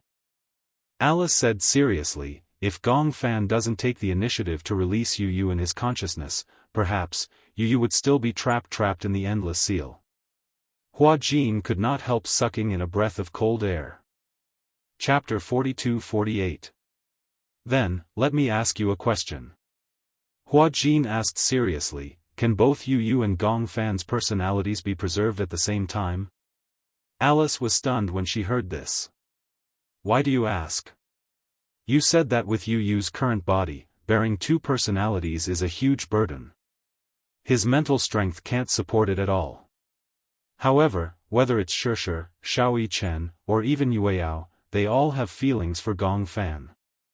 Under such circumstances, if Gong Fan's personality is erased, it won't be a good ending for anyone. Alice frowned helplessly. This is indeed a tricky matter. However, I've already contacted other experts in this field some time ago. When the time comes, we'll discuss it together. After all, I'm alone. With my ability, there might be many limitations. However, if everyone thinks of a way together, we won't be completely helpless. Okay. Hua Jin stood up and said to Alice, I'll go check on Natalia and see if she's asleep. Okay. Hua Jin went to Natalia's room. At that moment, the wall lamp in the room was still switched off. Natalia was very afraid of the dark. Sometimes, when she couldn't fall asleep, she would sleep with the lights on. Usually, Hua Jin would come to her room to check on her before going to bed. If the lights were still on, he would turn them off. Gradually, Hua Jin realized that she didn't like to turn off the lights. Every day, before going to bed, he would come to check on her. This had also become his habit. As he walked into the room, he was surrounded by warmth. Hua Jin walked to the bed and sat by it for a while. He didn't know why, but when he looked down at Natalia's sleeping face, he unconsciously fell into a trance. Natalia slept very quietly. Her eyes were closed, and her eyelashes were long, thick, and slightly curled. Her fair skin was crystal clear, as if it could be broken by the slightest breeze. Before this, he didn't even think that he would like children so much. He couldn't even imagine what it would be like to get married and have a family. Before this, he didn't even like children very much. He always felt that children were noisy. If he didn't teach them well and raised a naughty child, it would be even more of a headache. Nowadays, there were too many naughty children. Some of them were brought up because their parents didn't discipline them well, while others were brought up because their parents didn't have the time. Hua Jin had been having a headache. This was because he had never had a good family since he was a child. He had been through a lot of hardships growing up, and it was not easy for him to become sensible. He was really worried that he would not be able to give his future children a happy family. This was because he did not have a happy family since he was young. Thus, he did not know what a healthy family was like. Due to an accident, he suddenly became a surrogate father and had a child. In the beginning, he had been caught off guard, but he had gradually gotten used to it. After that, he had completely treated Natalia as his own child, as if she was his own.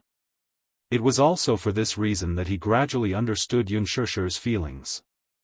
Perhaps, when they grew up and became parents, they would understand their parents' good intentions. Because of this, he hated his father and mother even more. However, that was the grudges of the previous generation. He didn't want to understand, nor did he want to participate. He only wanted to give Natalia a warm family as much as possible. That was all. Chapter 42-49. He only hoped that Natalia could grow up peacefully like other children and have a normal family. Hua Jin gently reached out and carefully touched her skin. When his fingertips touched her face, he accidentally brushed past her eyelashes. Even though she was asleep, the itchy mark made Natalia shiver. He quickly retracted his hand, afraid that he would wake her up. After making sure that she was fast asleep again, he smiled, lowered his head, and gently pecked her on the forehead. Then, he got up, turned off the lights, and quietly walked out. On the bed, Natalia felt as if she was dreaming and felt the warm goodnight kiss. She couldn't help but curl her lips into a half-smile. At night, Gong Fan lay in bed and couldn't fall asleep for a long time. He didn't know why, but he was a little anxious. He looked at the time and saw that it was already very late. He was also very tired, but he didn't dare to sleep. He was afraid that if he fell asleep, he wouldn't be able to wake up again. His anxiety made him even less sleepy. Thus, after a few rounds of tossing and turning, he felt much more refreshed. He sat up a little and leaned against the bed. He turned to look at Xiao Yichen and saw that he was already breathing evenly. It was obvious that he was dreaming. Gong Fan let out a soft sigh and got out of bed. He shuffled his slippers and put on a jacket. When he passed by the study table, he saw Xiao Yichen's earphones and iPod on the table and picked them up. He put on the earphones, walked to the balcony, and turned on the music. The music was paused halfway, so when he pressed the play button, the music started to play. Looking back, you haven't gone far, Yi's gaze will never change. Gong Fan was stunned. He didn't expect Xiao Yichen to listen to such sad music. The music was alright, but the singing was sad and the lyrics were sad. It couldn't help but stir up one's emotions. Gong Fan walked to the swing and sat up gently. He casually kicked it, and the swing started to sway slowly. The night breeze was gentle, and it was a little cold. He straightened his clothes and looked up at the moon in the sky. Indistinctly, he heard a suppressed sobbing sound. Gong Fan was shocked and shouted. He followed the sobbing sound and groped his way over. His footsteps were very light, so even when he walked to the other balcony, the sobbing did not stop because he was discovered. What should I do? Am I being too selfish? When Gong Fan heard Yunshishi's choked voice, his heart skipped a beat. He stood rooted to the ground, not daring to move. The balcony of the master bedroom was separated by a wall. On the balcony, Yunshishi leaned against the railing. She lowered her head and held her forehead in frustration. Mu Yaja comforted her tenderly. Don't think too much. If Yu sees you like this, she will feel even worse. What should I do? Yunshishi sobbed and said sadly, I can't bear to part with Gong Fan. My heart aches for this child. He has been carrying so much on his shoulders since he was young. You must have noticed my reluctance and heartache for Gong Fan, so he shouldered everything by himself. And I can't do anything to help. Because of my selfishness, even though he is in so much pain, he can't bear to make a choice. He is worried that if he loses Gong Fan, I will be sad. Chapter 42-50. She knew that she was the one who couldn't bear to part with Gong Fan. Yu could tell that she couldn't bear to part with him. That was why she had held on for so long. But now, she could tell that Yu's mental state was getting worse. Nightmares were endless. Nightmares destroyed one's willpower. Yu insisted that he was fine. She didn't even say a word of comfort. This wasn't something she wanted to see. She had imagined such a situation countless times. Yu and Gong Fan. She had to choose between them. But every time she thought of making a choice, she didn't dare to think about it anymore. It was this hesitation and indecisiveness that made Yu bear so much silently. There's no point in thinking so much now. I'm just thinking that whether it's Gong Fan or Yu, they are both our sons and we can't do without either of them. Maybe we don't have this condition now, but maybe in the future, in the near future, we will have this condition and you won't be in such a difficult position. When Unspoken heard this, she couldn't bear it anymore. Even if the body can bear it, the mind will never be able to bear it, right? If it were you, would you be willing to share a body with the other personality?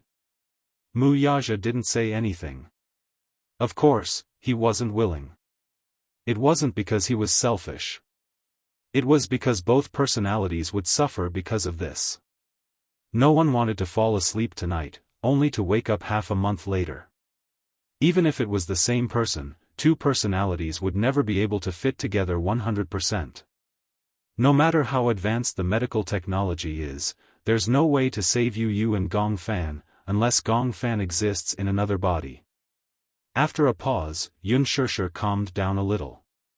She gripped the railing tightly and said sadly, I don't want Yu to interfere with his decision because of me. You mean? Unspoken was silent for a long time. With tears in her eyes, she looked up at the hazy moon in the sky, but when she thought of the decision she had to make next, she closed her eyes sadly and cried. Yu is an independent person. He should have his own thoughts and shouldn't be unable to make a decision because of my concerns. So, she choked on her sobs for a long time. The broken words in her mouth could not be strung together into a coherent sentence. It was obvious how much pain she was in.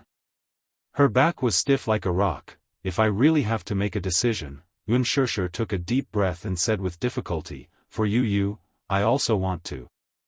I also want to give up Gong Fan. Even though the words were suppressed, they still reached Gong Fan's ears very clearly.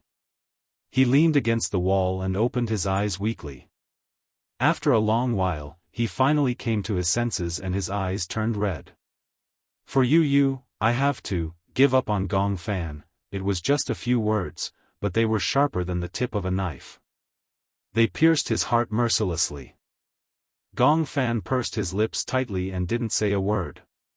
He stood silently in the shadows and hid himself. It was only when Wuxia comforted Unspoken and helped her back to the room that he finally found his breath. He finally took a step forward, but he almost stumbled and fell to the ground. Chapter 42-51. He sat on the bed in a daze. At that moment, Xiao Yichen was still sleeping soundly on the bed. He looked at Xiao Yichen with sincere envy. He envied Xiao Yichen for having a peaceful world. He didn't have to worry about not being able to appear again. He also didn't have to feel guilty, sad, or disappointed about being abandoned. Yes. Unspoken's words were obvious enough. For Yu, she was willing to give him up. In other words, if there was a medical method that could save Yu, she was willing to give him up. Between Yu and his Libra, she chose Yu. But what was wrong with that? After all, her feelings for Yu were not something he could compare to. But it was unfair, it was unfair. In fact, he had appeared a long time ago in this body. It was just that, Gong Fan felt indignant, but helpless. Even so, even if he knew it was unfair, what could he fight for? He couldn't win. Gong Fan suddenly felt very sad. The thing that he had been afraid of had finally happened. He had always felt uneasy and insecure. Even if Yunshishi tried her best to give him a sense of security, he still didn't feel safe. Now that he heard Yunshishi's decision with his own ears, Gong Fan's entire world collapsed. He lay down on the bed and looked at the ceiling in a daze. His tears gradually stopped, but that kind of sadness was not something that tears could express. His heart was full of tears, but they couldn't flow anymore. The next day, Xiao Yichen realized that Gong Fan was depressed. He sat alone in a corner and ignored everyone who called him. It was just like when Gong Fan returned to the Mu family. He was cold and distant. No matter how patiently Yunshishi talked to him, he either turned around and walked away or pretended not to hear her. Yunshishi didn't know what had happened to make Gong Fan treat her so coldly. Xiao Yichen was also very surprised. Why did Gong Fan's attitude toward his family suddenly become so cold? For the next few days, Gong Fan was like this. Xiao Yichen could not hold it in any longer.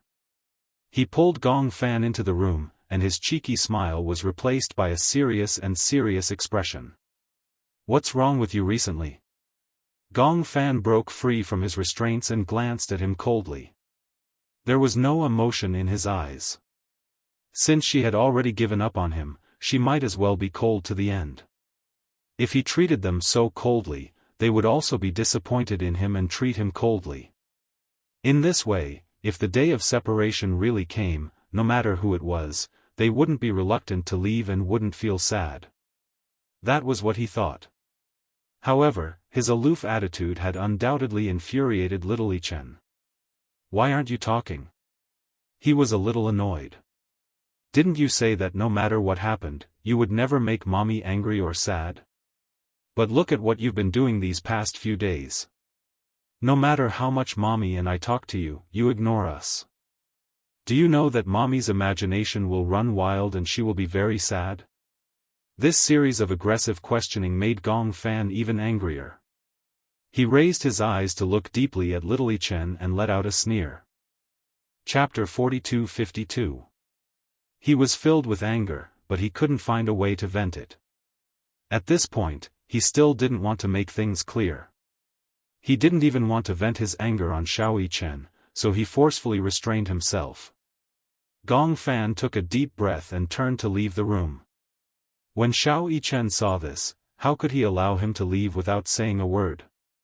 Hence, he hurriedly reached out to grab him. "You haven't answered me." Gong Fan returned to his senses expressionlessly and asked disapprovingly, "Answer? What kind of answer do you want?" When Xiao Yichen saw that his expression was still as cold as ice, he felt helpless. "What's wrong with you?" "I just regret it."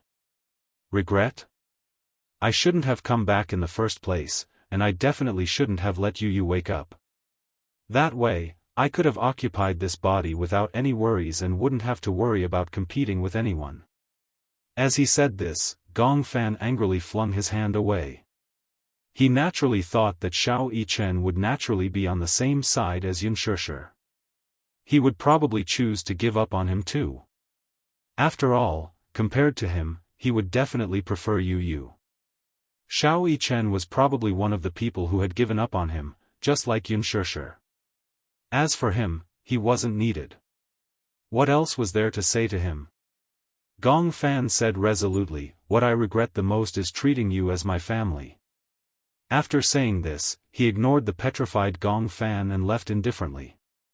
Xiao Yichen stood rooted to the ground for a long time, trembling in disbelief. He was angry that Gong Fan had let down his mommy's love. Mommy doted on him so much, but he had actually said such cruel words. Xiao Yichen didn't know what Gong Fan had experienced. He didn't even know that Gong Fan had eavesdropped on the conversation between Yunshishi and Mu Yaja yesterday. Hence, he only thought that Gong Fan had thoughts of betrayal. Was he planning to betray Yu and monopolize her body? Xiao Yichen reacted and quickly chased after him. Before Gong Fan could go far, he rushed forward and grabbed his wrist. He shouted sternly, "You're not allowed to leave. Speak clearly." Gong Fan was also stunned. He had never seen such a furious Xiao Yichen. He was like an enraged tyrannosaurus, glaring at him like a tiger eyeing its prey. I won't allow you to betray Mommy and Yu. When Yun Shishir heard Xiao Yichen's shout, she anxiously walked over with Yueyao in her arms. However, when she saw the two of them confronting each other, her eyes widened in shock. What happened? She asked, completely unaware of what had happened between the two of them. Xiao Yichen turned around. When he saw that it was Yun Shishir, he snapped out of his rage and regained some rationality. Mommy, what happened? Yun Shishir asked in surprise, why did the two of them quarrel? Xiao Yichen would never quarrel with Yu, much less with Gong Fan. From what he knew, Yu and Gong Fan were both his younger brothers, and he was the older brother. Hence, he thought that he had to give in to his two younger brothers and never quarrel with them. It was extremely rare for her to see Xiao Yichen so angry, and she had never seen him so angry with anyone. What happened? Chapter 42-53. Hence, when she saw Xiao Yichen flaring up at Gong Fan, she became even angrier and was determined to get to the bottom of the matter. However, in Gong Fan's eyes, this was undoubtedly charity. Xiao Yichen turned his face away awkwardly and refused to say anything. He didn't want Mommy to be disappointed in Gong Fan. If Mommy heard those words, she would definitely be very sad. Xiao Yichen was considerate and thus didn't want to say anything. Yun Shishir looked at Gong Fan again, but he turned his face away expressionlessly and looked coldly at the ground.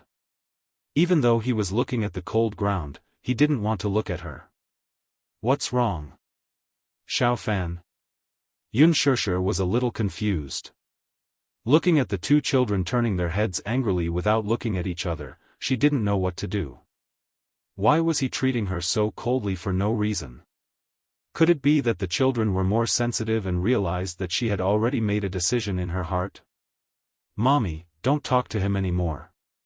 Xiao Yichen snorted and said, I don't like him. I still like Yu the most. Yu is obedient, and gentle. He will never make Mommy sad. What's wrong with him? Nothing. Xiao Yichen still refused to say. Yun Shishir was anxious. The more he refused to say, the more she felt that the matter was serious. Gong Fan didn't say anything and turned to leave. Yun Shishir called out to him and walked in front of him. She held his shoulders and said uneasily, What's wrong with you? Why do I feel that you've been gloomy since early in the morning, as if you have a lot on your mind? What happened? Why don't you tell Mommy? Gong Fan finally looked at her, but at that moment, his eyes were filled with disappointment. He didn't know why, but he felt an inexplicable surge of emotions. He clenched his fists and held back his sobs. Pretending to be calm, he asked, If there comes a day when Mommy has to choose between you and me, I think Mommy must have made a choice. Yun Shishir was stunned when she heard that. She did not know why Gong Fan suddenly said that, but could it be that they had a telepathic reaction? Last night, because of her uneasiness and guilt, she couldn't get a good night's sleep. The next day, until Mu Yaja went to work, even though her eyes were closed, she wasn't in the mood to sleep. Uneasiness and guilt attacked her fiercely. She could even imagine how desperate this child who had wholeheartedly believed in her must have felt when she gave up on Gong Fan. When she thought of this, she felt as if her heart was being stabbed. However, even if she was reluctant, she had to make such a decision. However, for some unknown reason, why did Gong Fan also sense this matter?